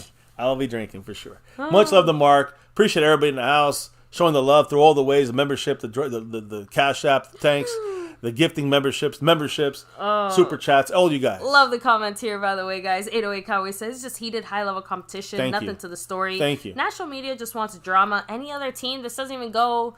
national. We saw Josh Allen got in a fight last year in camp. We saw, Tom Brady and Peyton Manning. They got cursed out. Come on. Yeah. Chalk talking about 10-808. Much love. He said, I love the trash talk. I would have said, shut your bitch ass up as well. I did not understand what the hate was before this. I knew the Cowboy Dak haters, though. That's one thing. I knew that was coming. But I'm like, what the fuck? Are they really like, why is Shady McCoy saying he competed? He's played, what's his, clicks. Because it's the Cowboys. McCarthy continued, said, quote, you want that competitive spirit. You want the play style to be a certain level. Now you're going to say, oh, he said a couple of bad words. Shit. I want as much of that as possible. I think it shows their connection when they go at each other. I don't referee the trash talking that goes on because it goes on in the lunch line. Oh, by the way, Dak is pretty good too when it comes to trash talking is what they're trying to say. So, again, guys, come on. This is basically fucking, this is, I play football, guys, like Pee Wee football, like Pop Warner football, and we did this back and forth. We were friends. Stupid. It's just the media trying to run with shit that's not there because it's Dak and we got the star on our helmets. We all know the deal. You guys seen it. You guys know it. So, listen, McCarthy said on the stuff the quarterback has to deal with, Dak, on the field and social media, McCarthy said, quote, you got to be a strong man, very strong. What Dak has to deal with every day, very impressive. So, just him supporting his quarterback, who he's tailored, I think, this offense to Dak. Instead of always Dak having to tailor his style of play to Kellen Moore, to Lenahan, to Garrett. Now we got McCarthy tailoring stuff to him, like it should be. So I think this is all for nothing. But hey, listen, it wasn't stop there because Trayvon Diggs had a lot to say about it. He wasn't interviewed. He just said, I'm talking to Patrick Walker, and I'm going to just say my part on this. But first, We got Mark Hosepian saying his part with that $2 holla. Woo! Thank you so much, Mark. Aloha, the man from Appreciate it. Hawaii. He said, I heard Gallup looks good. He does. That Farniak is sucking dick. Yeah, I answered that in our video. You'll see it here. You'll see it. Look, you watch yesterday's video collection there, Mark. You'll see Gallup making a great catch over Stefan Gilmore. A one-handed grab. I mean, the Gallup we know of the past is what I'm trying to say. Not the last year. I was going to say, yeah, the whatever Gallup we had last year is not the same Gallup that showed up to this training camp. Definitely not. He had a big play today also. You'll see him going deep on one of the plays we'll show tonight. Beating the defender. I think it was Diggs. So, hitting the deep play, hitting the deep ball, hitting the sideline. That's toe drag swag style there from Gallup. said Rodman said he hated Jordan, but we won championships. Exactly. And listen, we know who. Love is not always required. We know it's really Scottie Pippen hates Michael Jordan. Anyways, and now even Jordan's pissed about who his son is dating, which is Scottie Pippen's ex-wife. Anyways, sorry to bring that all up. Let's talk about sticking it to dad. Lost in translation said we do this on the playground. Thank you. And this is just basic. Look, everybody in this chat, none of us are thinking like this or that. Like what's going on. It's the media and a bunch of pussies that are saying, I'm sorry, that's the way it is. Listen, they didn't compete or they just want to click on their show. They want to be watched. That's all that's all this is for, guys. Plain and freaking simple. I want to hear what Trayvon Diggs had to say. But first, we got to hear what Jason Renfro had to say as he's trying to come back. He's trying to claw back into that first place spot. He's still in second. He's got 10 closer now, and he's got 100 on that board, baby. He's 100 locked in there, fully loaded. What did the great Jason Renfro have to say? He said, no dessert. If you don't eat your vegetables and you can't play, I ain't going to play nice now. I'll send y'all to your rooms. I'm not going to play nice. There you go, Jason Renfro. The naughty children sent to their rooms with no dessert. Jason Renfro still trying to push for that first spot, but he's got 100 points on the stream boss. And talking about this play, baby, what did Trayvon Diggs have to say about this? I mean, is he really pissed at Dak? It's just competition. This feels was like he a really little mad? bit of a Trayvon Kanye moment. He's like, well, now I'm going to let you finish, but... I'm listening. I think he had really interesting words against every single person who thinks or questioning his brotherly friendship and respect that he has for... the utmost respect he has for Dak Prescott. Basically, he's saying to everybody, stay out of our fucking business. Actually... let's hear what he really said. What did Trayvon Diggs say? As far as trash talking in practices, Trayvon said, I feel like it makes practice fun, just coming out here and competing. At the end of the day, that's my brother. I love Dak to death. There's nothing behind it. It's just competitiveness. It's football. It's just how we play. It's just practice. That's just what we do. We just trash talk here and there and keep it pushing. Guys, again, basically what we're saying, that's, it's never a blip on our radar that was anything wrong with that play. But to all the people who are saying that that's somehow like disrespectful to Dak, Trayvon said, stay out of our fucking business. Stay out of it. People don't need to worry about what we've got going on. Our relationship, my relationship with my brother, how we operate. Correct. At the end of the day, it's our team, and Dak is the leader of our team. We're going to have a great year, and I have the utmost respect for Dak. Whatever narrative people want to run with, that is what it is. But we know how we are, and it's nothing. That stuff can never come in between us. We don't even talk about it. Not even an issue for these guys, because it's just football. Woo. Plain and simple. Mark Hosepian keeping it simple here with that $2 holler. I think he just jumped up on the board now. What do you have to say, baby, with that 2? J. Lou? He said, it's also real ghetto, LOL. But who cares? Next. Again, it's the style of play that's it's part of the hype. Michael Jordan trash talked, and and a lot of players trash talk, and Michael Irvin trash talked. So listen, I don't know about ghetto. I think it's just it's passion. That's what I'm gonna go with, and I see it from Dak, and I see it from Trayvon Diggs. Let's be real, guys. Everybody in this right now. Have you seen that kind of passion, that kind of reaction from Trayvon Diggs ever before in your life? I have not seen that ever. So I like this. This is like something he got paid, but now he knows he has to take a bigger step as a team leader.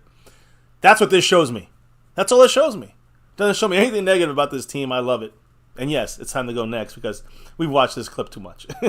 So any other quick comments in there maybe about this? Jason Renfro, 98 points. Esmodia said it's backstabbing outsiders, blowing shit out of proportion.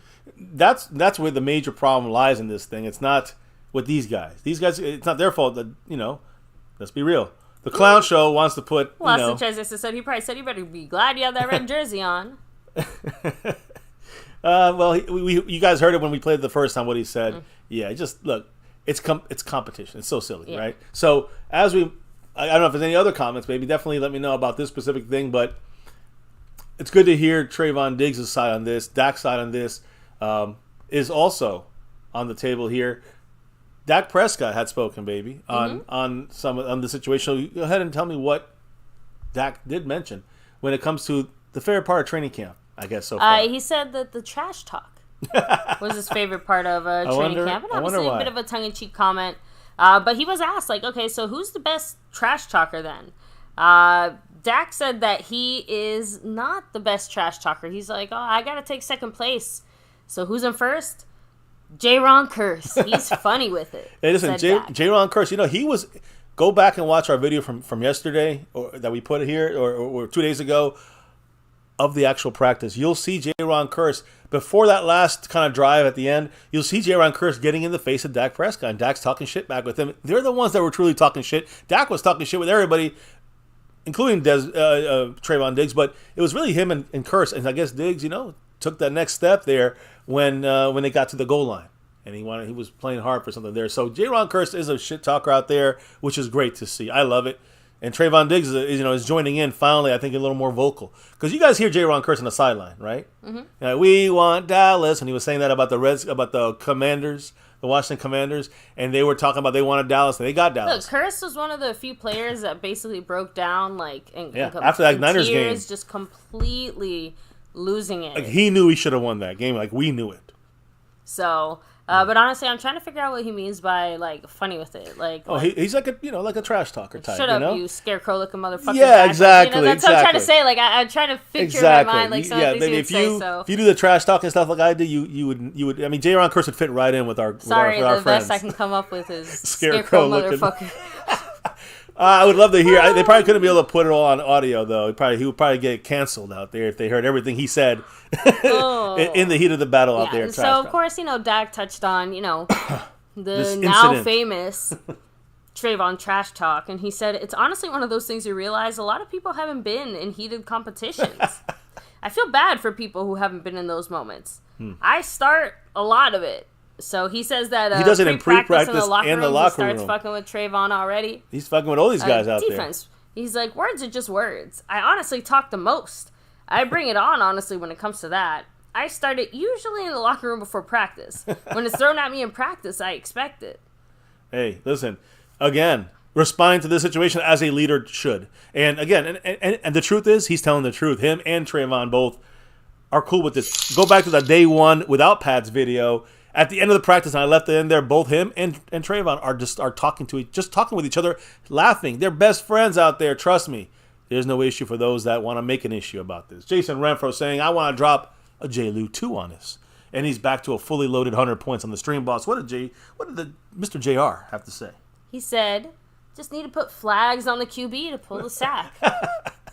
I mean, I guess, but again, when you're out there in the game, you'll be starting to go at the waist. And maybe they want you going, again, you gotta train yourself to go full blast into the quarterback. I guess that would work. In some ways, right? That's not a bad idea, Jason Renfro. Although I just don't want them to grab hips. I want them to hit the player when they get in the game. But if they have to hold back now, then they should be able to incorporate it back into the season now. Then they should be able to do that with flags. Not a bad idea, I guess you could say. Much love, Jason. Fully loaded back up there. Now, I think that also when you look at kind of my opinion on this, summing it up, this whole situation, just real quick, I'm going to re-quote Dak Prescott. Quote, you can always tell the people who never did anything competitively. End quote. Yeah, like I said. That's it. Simple as that.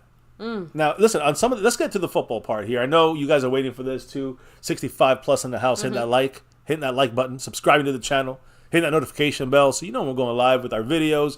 whether dropping the videos, going live, whatever it may be. Follow us on Twitter at MyCowboysFamily. Appreciate everybody here. Skeptical Fan Sponsor of the Week. 3 weeks in a row, going for 4 in the lead. Jason Renfro in second place, but he's got that stream boss. Snug X trying to go back-to-back. He's the Cash App King. He's trying to go for a second one. He's in the lead right now. So, before, I do want to say a couple of last quotes here before we get into the practice, because you guys will see it here. So, again, you're going to see Dak Prescott kind of, before each snap, you'll see Dak Prescott say, "Here we go." Now, I know you don't know this, baby, but before each play, you're hearing Dak Prescott. Let me get Trayvon out of there. We're done with that conversation. But you're going to hear Dak Prescott kind of saying, "Here we go." Can I unfortunately ruin this for everybody? Because as soon as you said it, all I can think of is Mario. Well, no, he doesn't say it with... Here we go. No, he doesn't say it like that. I know, but still. It's his cadence. It's like a, "Here we go." Okay. Like it's like a certain way they're doing it. So, again, they asked him about this before these snaps. It's a new thing, and he spoke about it. Yeah, so he said, obviously that's going to allow more free plays to come if you think every time that's said, the ball is coming. It's just another weapon for us, making sure we're all getting off on the snap count. Now, you guys understand, today you'll see a video where you'll see Micah Parsons go off sides, and Dak just takes a chance with the ball, gets intercepted by Trayvon Diggs. That doesn't count as interception because it's a free play. That's what he's talking about. He's using that as a kind of it mixes up a little bit there with the defensive side of the ball. You'll see some false starts and some free plays for the Cowboys. It literally happened in today's practice. So look for that change there, the "here we go" kind of situation when he's before a snap, and the other numbers and colors they shout out there and things they shout out. But in the play call on the line of scrimmage, Dak's always been very vocal with his cadence. Now, he also spoke about basically injury situations. Dak Prescott, who did miss, a lot of time with that broken ankle, and last year, 5 weeks, 6 weeks with that thumb. In 2021, he missed with a calf injury, 2 games in 2021. He had some advice for Joe Burrow, who injured his calf last week. What did he say? He said, be patient. It's training camp. A guy like that, you just need him for game 1, really as the season gets going in the meat of the season, so just be patient. I know a guy like Joe is taking all of his mental reps and getting himself prepared. That's what you need to do most in this game when you're not being physical. But just look at his past. That guy got, an ACL in his rookie year and then comes back and has the best year as a quarterback? I guarantee he's got the right approach to it and doing exactly that. So, again, just some good advice there coming off, his own experience with the injury. This thing, again, he had, you understand, we talked about some what Dak said, earlier in his press conference. He also spoke to other places as well in this. I think he spoke to 105.3 The Fan. So we're going to hear a quick little recap of what he said there. It's all football related. But first we're going to hear from Skeptical Fan, always staying skeptical, the man who's the membership man, bro. Thank you so much for in the lead there. $1 holler. Taking Jason Renfro down to 98 Bohana points. But more importantly, Mr. Skeptical Fan is the leader currently on the overall board. Coming for 4. He's the sponsor of the week. What do you say? Good night, chat. Good night, Skeptical Fan. Appreciate you. Hopefully you catch the rest of this tomorrow. We're going to break it down real quick here. If you have seen the video, then you guys have probably caught up to the most part on things. We're going to go fly through that. Just watch it once and then, break it down while I'm watching it with you guys. But before we get there, let's finish it up with Dak Prescott's kind of final words after practice, after the press conference. He did have some interesting stuff there on what the Cowboys are doing football-wise. Not about this Trayvon Diggs and Dak. Who cares? Dak Prescott spoke about some of the biggest hurdles for the Cowboys. It's a Super Bowl or bust year for the Cowboys. That's damn right. That's the way it needs to be. It should be. Again, it always should be. I like hearing that because before it was always just like, oh, Super Bowl's a goal. Super Bowl's a goal. No, it's Super Bowl or bust now. Thank you. It's all or nothing. Dak Prescott, like you said, he said, quote, I think we've done a great job. It's building, and there's not been many years in my career where I can say we've gotten better as a team and grown from 1 year to 2 years, and especially not to 3 years. I think that's what we're capable of doing now. We understand everybody's job responsibility, and we can lock in and use this great brotherhood, this great culture, to improve upon the success we've had over the past 2 years and help us get over this hump and get to where we need to be. Mike always says it's hard to have that kind of success and to continue to win those games. It's about getting hot at the right time and pulling a couple wins together. And for me, it's about making sure the details are defined so that when we get into the playoffs, we're going to be playing our best ball. And that's what great coaching should do. And that's what McCarthy's always been trying to do. Sometimes it's hard to do that with the offense when Kellen Moore is running it, So Dak went on to say, the reason we haven't done what we've quite needed to do were details, just details. Using our scars, as we've done throughout spring and heading into training camp, and those things that hurt us is that hurdle. I think that's what we're going to get over. Credit to Mike and the staff and the players for buying into that. So, again, you're hearing the importance of Mike McCarthy right now, getting everybody on the same page. That's a key here. We've been talking about all offseason. It seems to be trickling in immediately in training camp. Much love, by the way, to Jason Renfro with a 1-2 J. Lou Dollar holler there and getting himself back fully loaded. 100 points. What did the man say? He said, "Go Cowboys." Oh, yeah. A little fist bump as well. Appreciate you, Thank you, Jason Jason. Renfro, as he's staying right there in the mix with Skeptical Fan, a 1-2, 1-2, back and forth. So, what else was said, baby, by Dak Prescott as he finished up his radio interview, I guess? Yeah, he added in there saying, the things we call failures can be the exact reason we have success. We all understand that, and we take accountability, and we grow from it. And, of course, this is when he was asked, is it Super Bowl or bust? He said it's always Super Bowl or bust when you play for this organization. I think that's the expectation that's there, and I don't think there's any coach or player on this team who'd want it any other way. Agreed. There's no doubt there in my mind. So, I agree. It's Super Bowl or bust every single year, no matter what. So, especially when you have a team like we have. Yeah, and in case you're wondering, I know we mentioned this, but Dak did get some new ink during the offseason. He has a nice tattoo on his leg now. It's the Pine Creek Estates, which Dak said that's the trailer park I grew up in. I'm very proud of that. That shaped me to be the man I am and the player I am today. Well, again, I thought it was only right to get the tattoo. That's his, that's how Dak reps it, when it's about personal stuff. And, we always knew that that's very important to him. So good little wrap up there for Dak Prescott as we get ready to get out of here.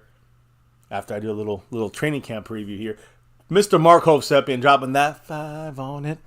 Only from Hawaii. That $5 holler. He moves up on the board. And what did the man have to say? He said, we don't win because of the clown show. They treat Dak like he's Brady. We make great moves and then do a few dumb ones to counter the good ones. That has been the issue we've been living with, right? With this front office for a long time. So, again, if Jerry Jones cannot be so clowny and maybe just say, okay, Dak Prescott, he's Dak Prescott. Remember we talked about this maybe the other day that Jerry Jones said it. You read the quote that he's not happy with having to give the power away offensively, let's just say, specifically to the way we do things, but specifically to the big bubble in this guy here, Mike McCarthy. The fact that he gave him that power, Jerry Jones is not happy, but that's why we're seeing at least some differences. It's not so clowny, as we say, because McCarthy has more control than probably Garrett. Definitely more than Garrett. Definitely more than, almost every coach before that in the last 27. But after Jimmy Johnson, only one I would say would be Bill Parcells. Had a little bit more power, kind of. But McCarthy's probably, the most power a coach has gotten since Jimmy Johnson. Truly.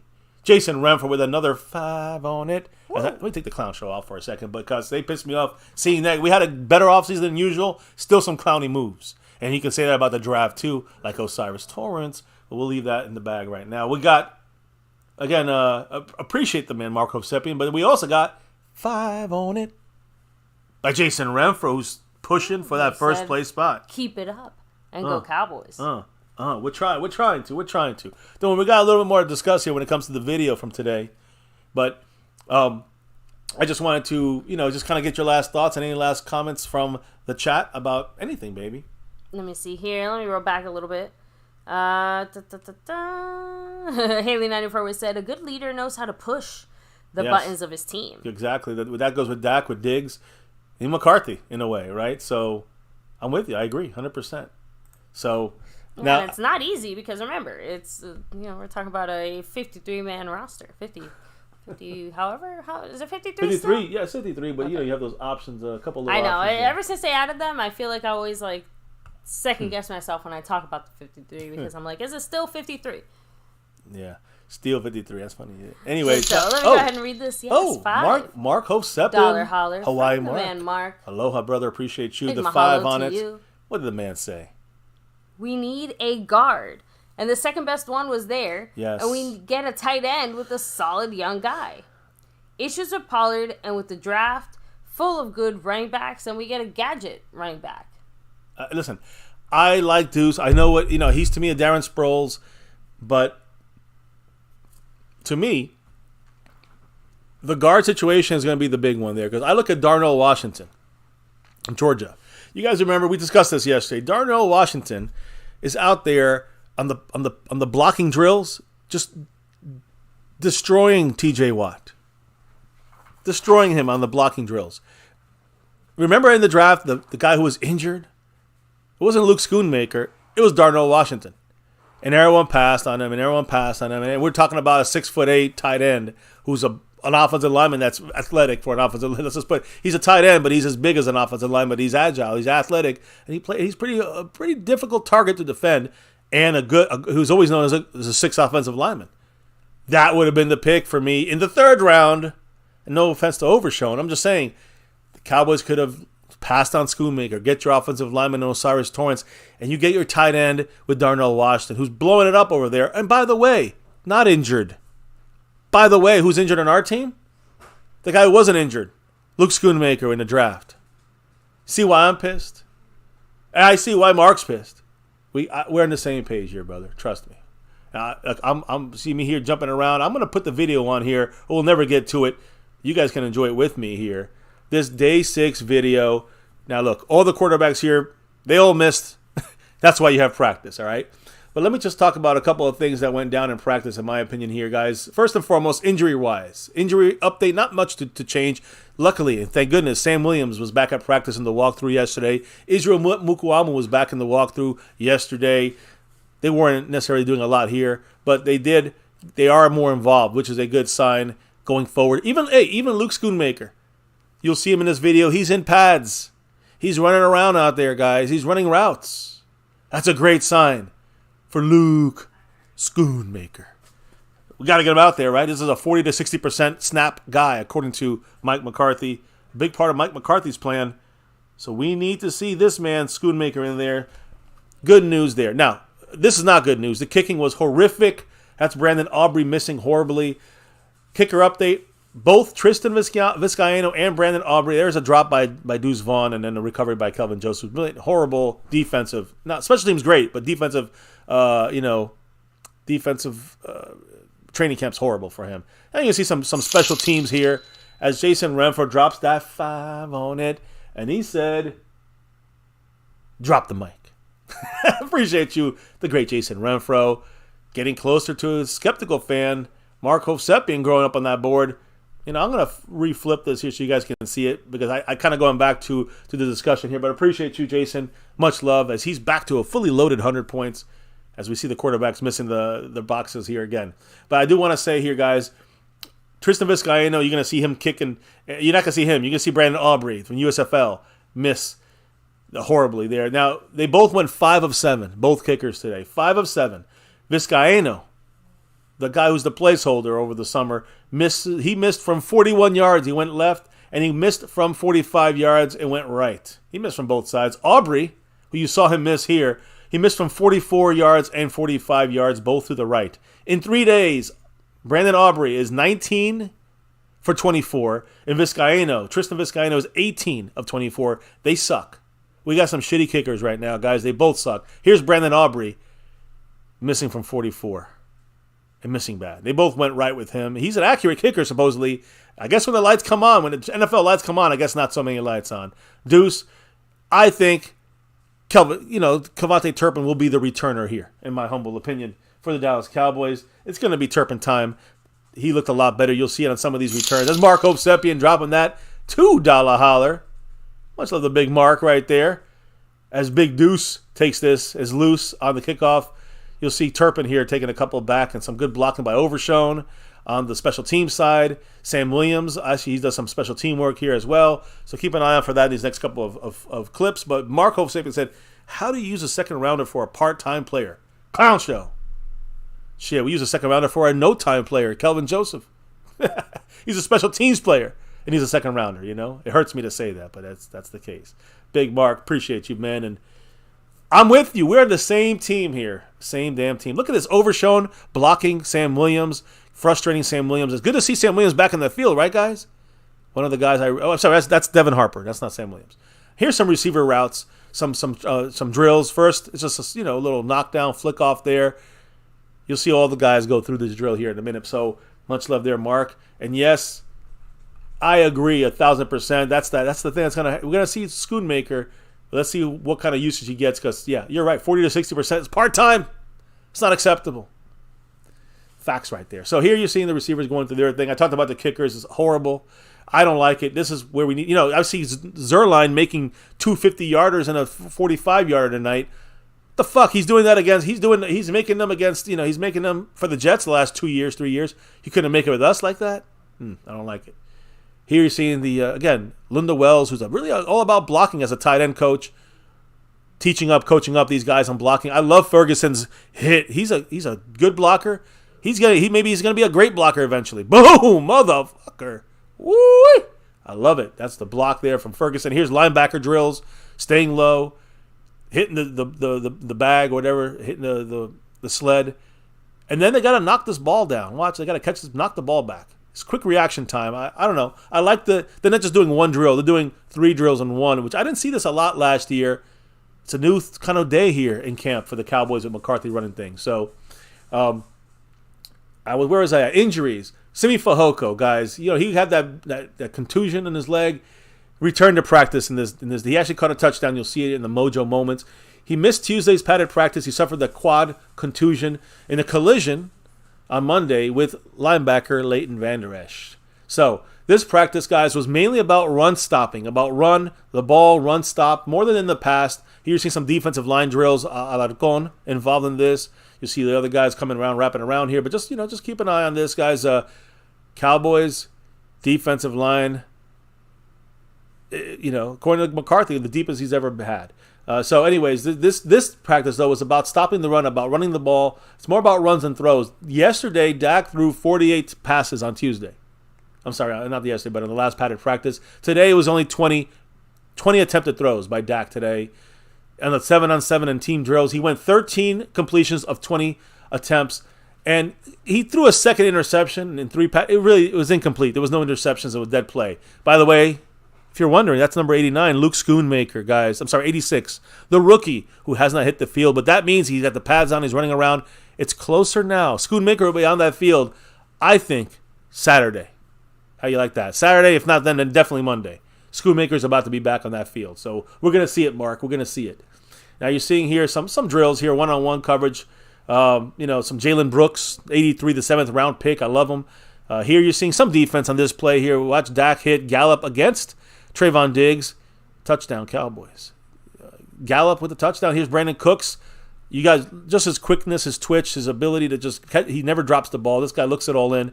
I love this addition of Brandon Cooks. Going to help this offense if the play calling's right, which it seems like it's going to be. Dak conferring with his 3 receivers here. And now they get in the Mojo moment, guys. We're going to check this out here. You're going to see Simi Fehoko make his entrance here, finally he makes a play. Simi Fehoko. I don't know if it's going to be enough. We know Tolbert, Turpin, they're all in front of him right now.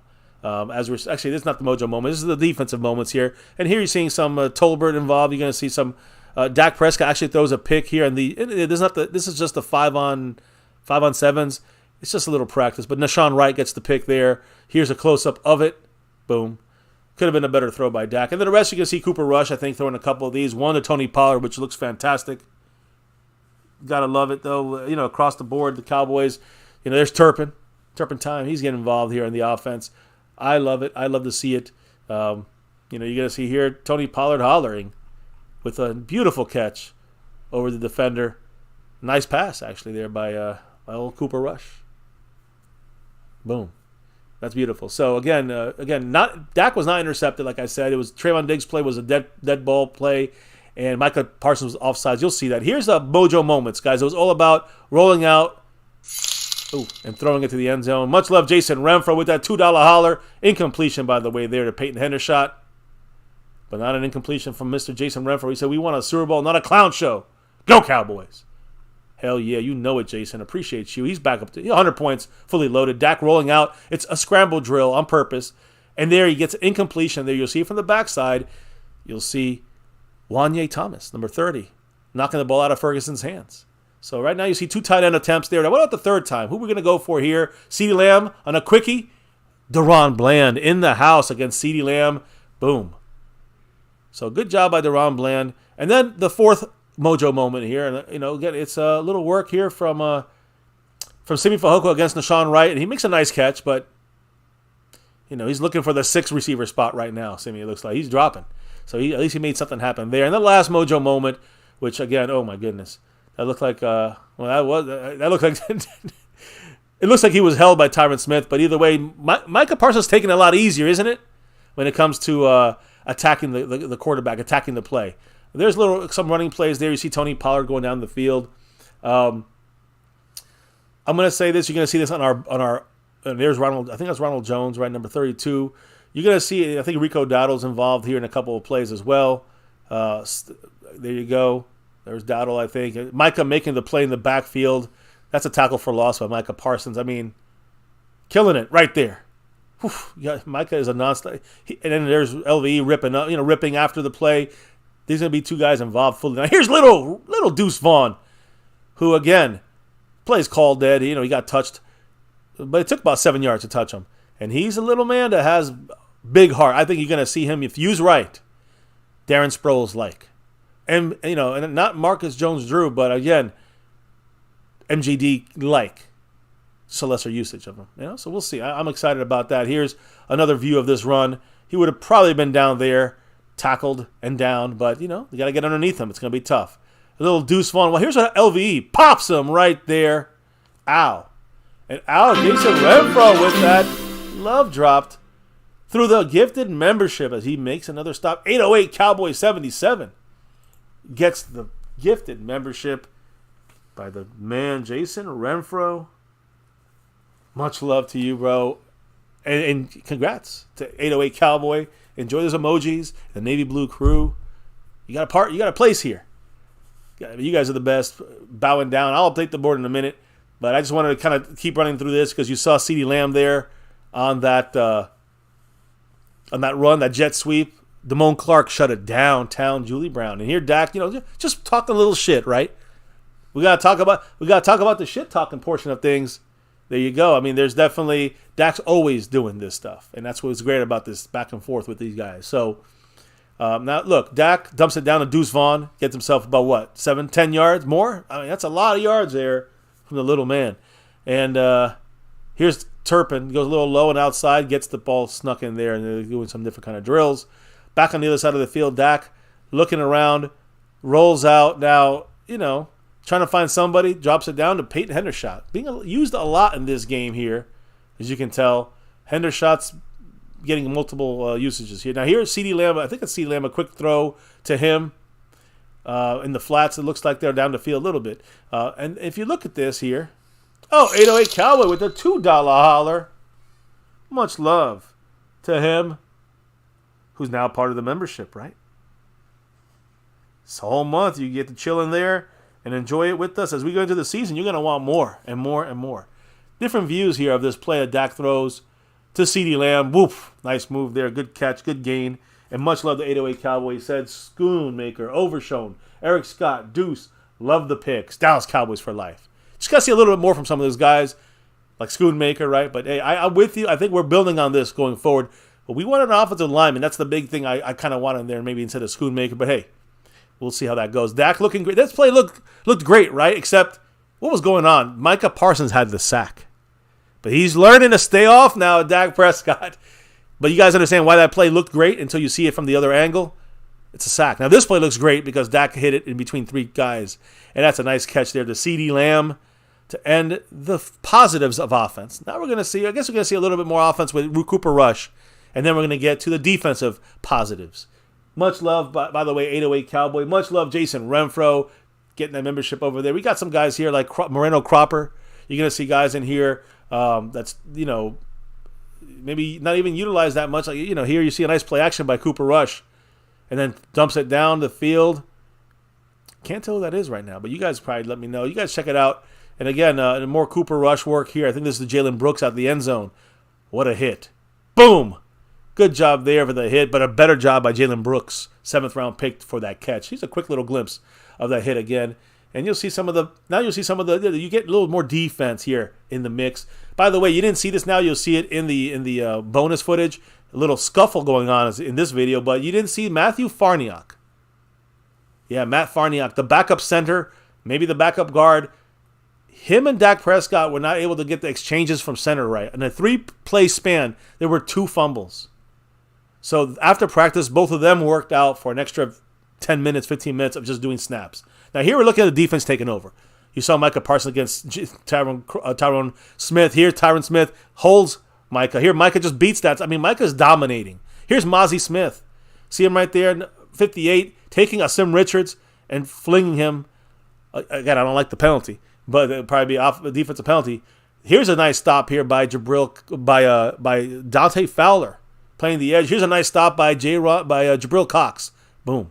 Getting the outside. He ain't going anywhere there, Pollard. So good job there by the defense. And here's Dak looking. Dak throwing. Now that was a free play because Micah Parsons was offsides. So that's why it was a pick. It was not really an interception, even though it wasn't Diggs' hand. This one should have been picked. And Dak, put it in Trayvon Diggs' hands and his drop. That would have been a good shit talker there for him to go at it. That he dropped it. Either way, you'll see it again from the backside. Definitely in Trayvon Diggs' hands. And Jalen Brooks running that route. Maybe dives a little bit more. Maybe Dak throws a little bit better. Either way, Trayvon Diggs should have had the pick there. So now we're seeing the defense start to take over. And you're seeing Dak dumps the ball out. Interception, Stefan Gilmore. Now, interception if there was another foot there on the sideline. His second foot hit out of bounds. In case you're wondering, there'll be another replay of that. You can check it out. He looked a little slow getting up. You might even see him not even, maybe he'll do the walkthrough tomorrow, maybe he won't. But either way, he came out to play here. I think he came out the game here. And he's all right, guys. He's good to go, initially at least. And now here's the same play. I mean, this is what Gilmore's going to give you guys. Simi Fehoko cannot fight him off. Now, 4th down and 1. This is for the game ender. And who's in there to break things up? Big Hank. Jonathan Hankins, guys, number 95. We re-signed him for a reason. He's going to help Mozzie. He's going to help this interior defense stop the run, and that's going to help lock down all the offenses that could have just run roughshod over us when it came to, we can't throw against this team, but we'll run against them. That's going to end now, as this practice came to an end. I mean, you guys give me your 2 cents on this thing. I'm going to give you my last kind of thoughts on it as it kind of replays itself. But, again, the center situation with Matt Farniok at the guard spot, he's got to be an issue right now. I'm nervous about that whole situation there. I'm glad that at least Dak is working on it with him after practice. The defense, as you saw, got the best of the offense in the 4th and goal period of practice. You saw it there in the Mojo moments. Now, there was a nice run with Pollard out of 13 personnel. We showed that earlier. The Cowboys ran the ball opposite the strength side of things, right? We had 3 tight ends on one side, and then we had like 1 right tackle. We run towards the right tackle and strain our offensive line purposely, strain the running back because we wanted to see what exactly was going to be, building up, with the weaknesses to this offensive line, the weaknesses of this team. So I actually approve of that in my humble thoughts. Now here we go, Mr. Jason Renfro with a $2.60 holler. The man with the plan here. And I'm thinking he's almost in that first place spot, Skeptical. I'm just going to let you know. He said, go Cowboys. Much love to you, sir. Little Deuce here taking this. Big man Deuce, I'm going to call him. But I think he's better reserved for offensive specialty plays and specialty downs. But, I'm saying it's like you can utilize them for 4 or 5 plays in a row. We're good. So anyways, now going back to what I was seeing here, guys, Damone Clark flying all over the ball. Jabril Cox looking good. Definitely better than in the past years. Bohanna got a couple nice stops. Earlier there was a video of him getting a nice stop, getting a tackle for loss, getting better, getting off a block. So at least that's a good thing. Again, I'm not going to overhype it. We got to see it consistently, not just one freaking day. Neville Gallimore, I got bad news about him. You'll be seeing this video on the bonus materials that we'll be putting out tomorrow. The Cowboys will have either a walkthrough or an off day tomorrow. So tomorrow I'm going to drop some of the video that was missed, some really good stuff like DeMarcus Lawrence throwing one of our coaches down. We're going to have some other stuff like the audio of the Trayvon Diggs that's not really out there on the clip on our channel. So we're going to get some of those unseen, missed, trickled down videos and put them out there tomorrow. But Neville Gallimore is going to be on there too, not for a good reason, guys. His roster spot, is it up for grabs? It's close for sure. He got double teamed to the ground against, undrafted and rookies right there that we have right now, on the third string team, the second string team. So Neville Gallimore fighting for that roster spot. Definitely a guy got to fight hard for that spot. Him and Simi Fehoko are like the offensive and defensive equivalents to each other in my mind. So he got pancaked, and it didn't look good. So, Gallimore compared to Mozzie Smith is like night and day, guys. Apples and freaking oranges. Leighton Vander Esch, looking at tight ends. Well, the linebackers were very active, as you can see here, not just in the practice session, but he was active on the field. He had a lot of would-be stops. They couldn't really hit hard as they want, but he had a stop on Tony Pollard. He had a stop on Malik Davis. We saw him give a little extra cheap shot to Deuce Vaughn, which is good. I think it's good. I want to see Deuce Vaughn get hit a little bit because he's got to get used to this thing. It's called NFL football, right? So just, LVE all over the place. I love the LVE, kind of what he's given us for the price tag. LVE is a great deal in the Dan Quinn defense. Second-year safety, number 41, Marquise Bell, undrafted guy. He is right now, you see him timing his blitzes, leaning down and timing his blitzes off the line of scrimmage almost perfectly at this point, guys, which usually what happens to our offense when that happens, you're seeing the quarterback throw the ball away, whether it's Dak, it probably was Cooper Rush or Will Grier. They got to throw the ball away or get sacked. So we're using Marquise Bell there, the second team, as a blitzer off the line of scrimmage, kind of like a Donovan Wilson-like. Interesting. Could we be seeing something like that happening? I think yes. Don't quote me, but I'm thinking yes. So as we're wrapping this up, guys, and we are wrapping up, get your last thoughts in the chat, your last comments, your last drops of love from above. Schoonmaker, gotta get some love from him on the field. I predict Saturday he's back out there. If not, then definitely is no later than Monday, or else it's very disappointing. And I would love to see Zach Martin signed. Now, just to wrap it up, guys, this practice. Defense definitely got the win today, no doubt. Pass rush made things tough for the offense to even run a play. But I want to remind everybody, like I did at the beginning of the stream, the offensive line. Think about it. Think about our offensive line, guys. It's Tyler Biadasz and Tyler Smith. You got a little bit of Tyrone Smith. You got no Terrence Steele. You got no Zach Martin. And then, again, you got 75% of the time not having Tyron Smith. So we have no blocking on that. So this defense is looking even better than they really should be looking because we got to get Zach Martin out there. Terrence Steele is, still working it back. And Tyron Smith is going to be always handled with kid gloves. So it's never really going to be tested until we get Zach Martin back in there. And guys tested like Junior Fehoko, especially guys like Mozzie Smith, I want to see tested by the real linemen, not by undrafted guys. You guys feel me? No offense to Mozzie. He's doing great. But I want to see it with the real deals out there. Now, you see it with the real deal with Tyron Smith, which you saw, Mozzie go up and against him, and Tyron really looked, looked good against Mozzie, but Mozzie didn't look bad. Let me put it that way. So they had to triple team Mozzie Smith because he wasn't moving. You guys feel me? So that's a good thing there. So now, when the offense had time, the running backs had good days. They had good runs, good bursts. Not great to see from the run defense side, but, it's good to see that the offense got to run a couple of plays. It was mainly, like you said, Rico Dowdle, like we talked about. You see here Pollard. You got, Rojo there. Yeah, Ronald Jones still getting his snaps. You got Deuce Vaughn, of course. Tyler Lipke in there. You see him doing some plays. Interior defense, though, was nasty. Hankins and Mozzie, they were like the prized pieces on defense, especially stopping the run. So when they were in there was no running going on. It was a very long session, by the way. It was not your usual 1 hour and 25 minutes, or it was like 145 this time around. But it was a lot of running and not that much passing, a lot of short yardage stuff, lots of teamwork overall, as you're seeing here by these clips. And again, you see them already here, but DeMarvion Overshone, Jabril Cox, linebackers were active in coverage, were good in stopping the run at times as well. Marquise Bell stood out in the second team group. LVE, he did get a little bit banged up. I do want to mention that. Just you saw Stefan Gilmore get banged up. LVE got banged up, was limping early, but he played the rest of the day. He practiced the rest of the day, so he was fine, it looked like. And again, other than CeeDee Lamb, Stefan Gilmore, he had a little trouble with CeeDee Lamb, as everybody's going to have trouble. But anybody that Gilmore covered was blanketed. They couldn't even get the ball to him. Stefan Gilmore, number 21, doing some damage out there in coverage, outside of CeeDee Lamb. Now, again, we saw some fights in there going, but here's Micah just letting up on the quarterback, either a hold or Micah hold up, right? Either way, Micah's dominating. But Osa, number 97, did great out there. Like I said, Mozzie did great. Jonathan Hankins did great. They stood out on that interior defensive line. Farniok, like I said, the 2 fumble, I don't want to talk about it no more, but his snaps that turned into fumbles.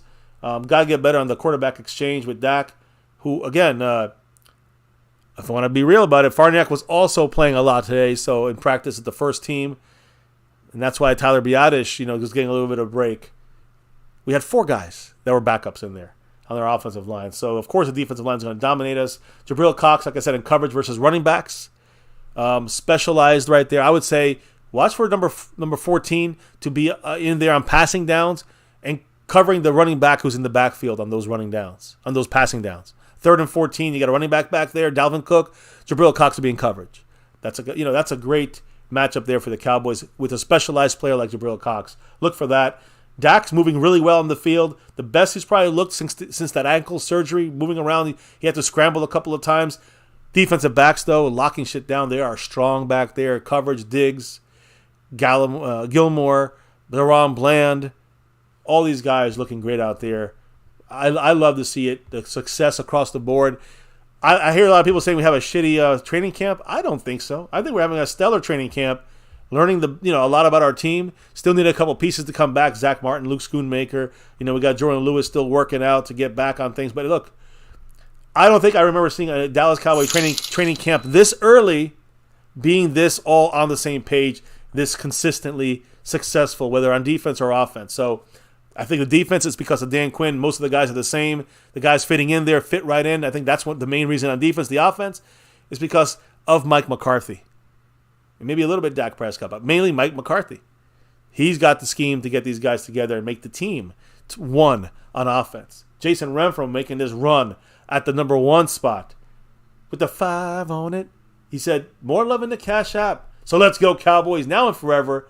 Now get that 6 and beyond by going all in this year. And exactly, Jason, that's what Dak Prescott said. It's an all-in year. It's an all or bust. That's it. That's it. No other questions, no other comments to say about that. Dak Prescott and this Cowboy team, we're going to miss some of these people next year, right? Some of these guys are not going to be here. We got to strike right now. It's all or nothing. It's a do or die. Jason Renfro saying that there's love in the Cash App. As I checked it, there is some more in there because Jason Renfro just became first place on the overall board as we speak right now. Where is Jason Renfro? There he is. Again, he dropped 10 on it in the Cash App. And that puts him in first place on both the overall board and the Cash App board. He just jumped. Skeptical fan on the overall board, and he just jumped Snug X on the Cash App board. Man, he's coming.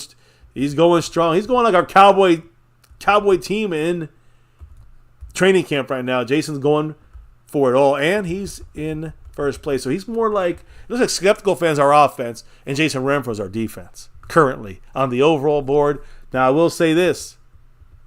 The gifting memberships, Jason Renfro's at 10, I think, right now for the week. And that's how we crown champions on that. And Skeptical Fan has 19 for the week. We got ourselves a barn burner here, guys. We're getting to that 3rd and 4th quarter of the week. We'll see who wins that battle. It's a football score. Jason Renfro is winning the overall battle. He's winning the Cash App battle. He's we call this once in a while. It doesn't happen often. It's a takeover. He's taking over. Much love to Jason Renfro once again. And go Cowboys. You know it. Navy, blue, silver, star over everything. Get that 6 and beyond now and forever. So that wraps it up for me, family. Get your last comments in there. I'm going to do the shout-outs real quick. The wife, of course, she has a much earlier day of work than I do. Tomorrow, she's got the early shift, basically.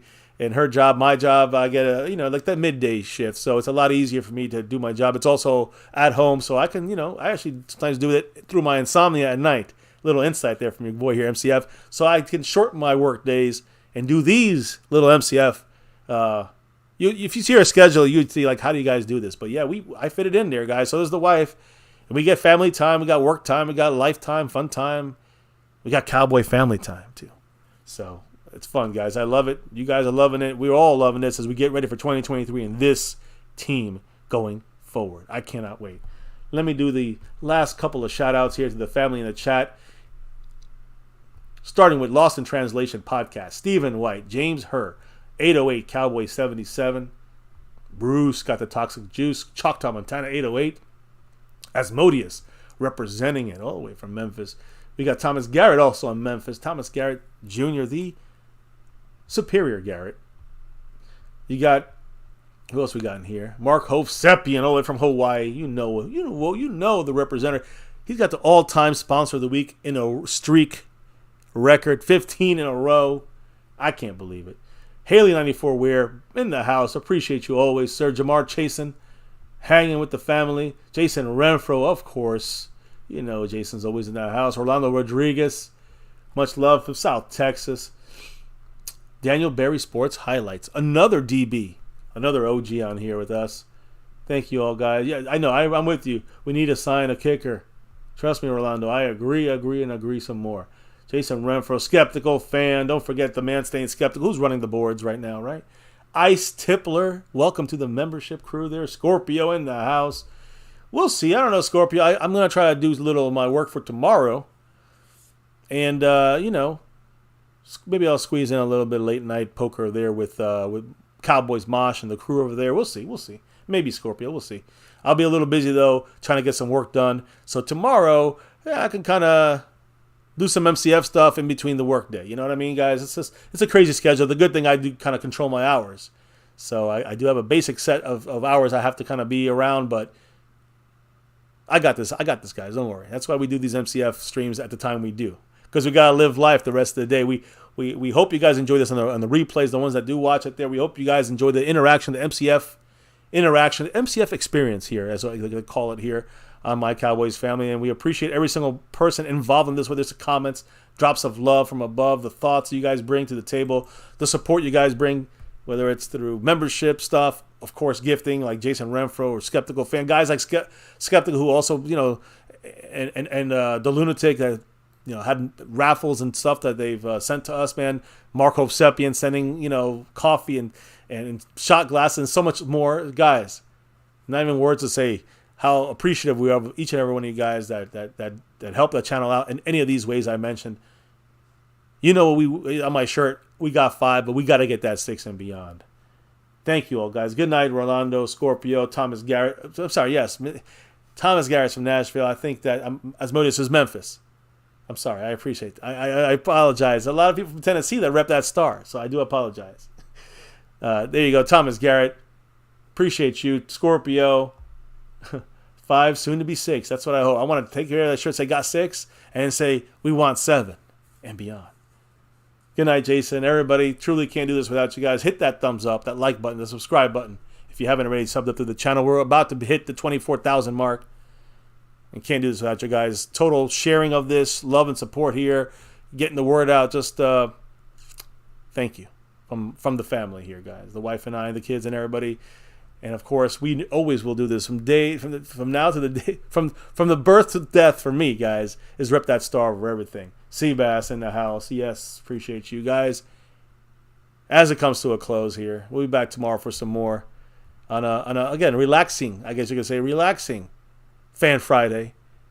We might actually have a little bit of a party atmosphere tomorrow, so stay tuned for that. We got to practice on Saturday, so we're going to be doing that stream on Saturday night. And Sunday's the big wrap-up here on MCF. But join us tomorrow for a possible camera, party, chill stream.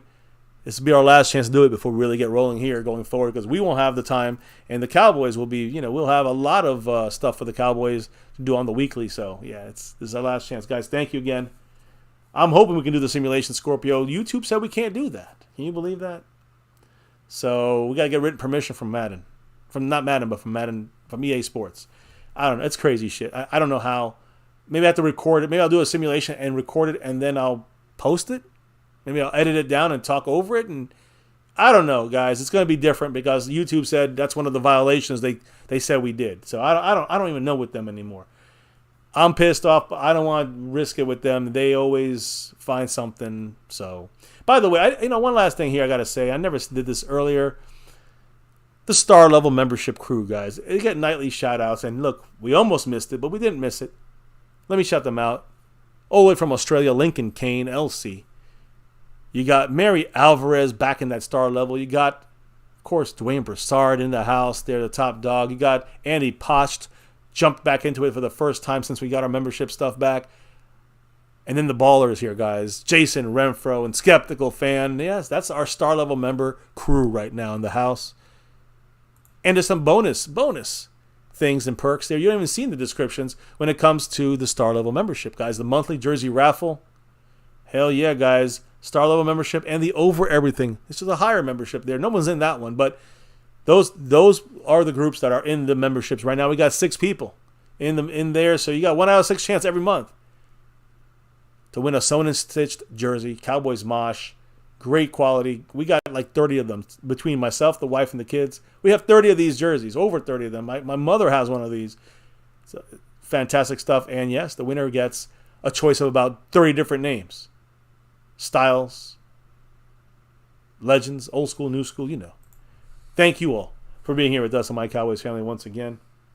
Thomas, appreciate it, man.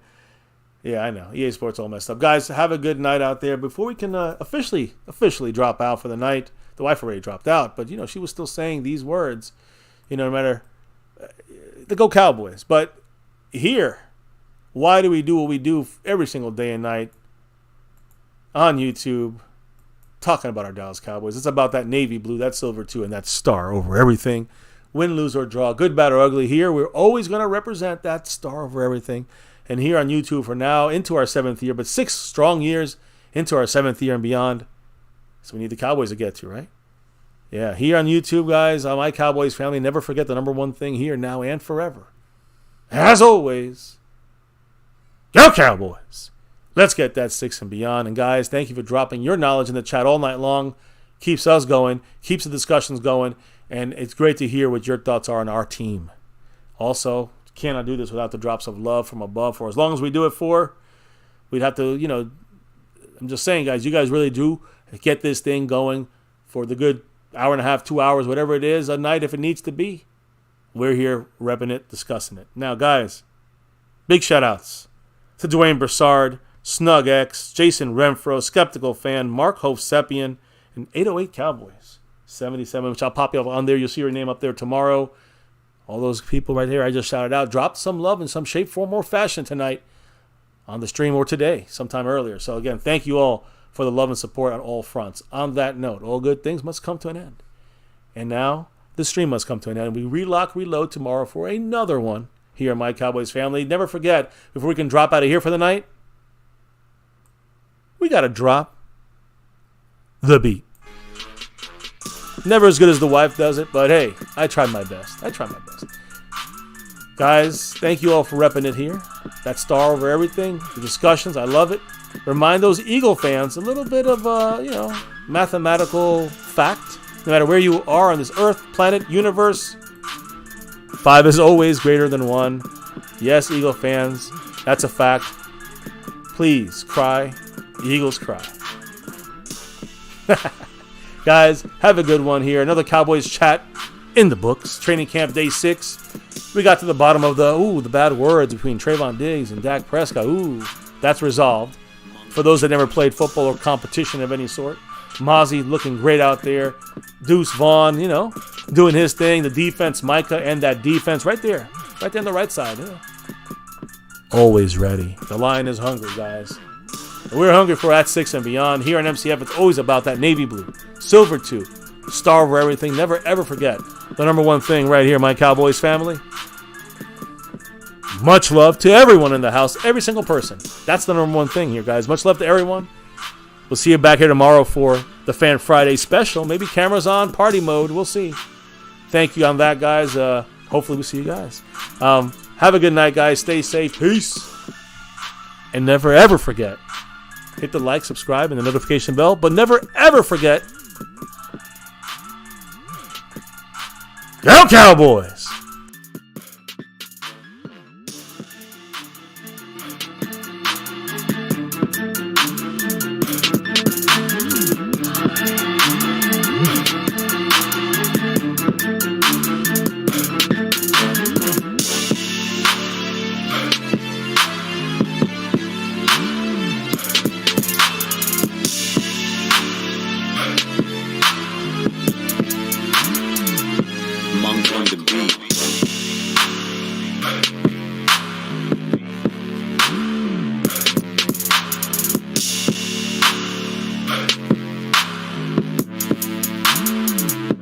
Monk on the beat.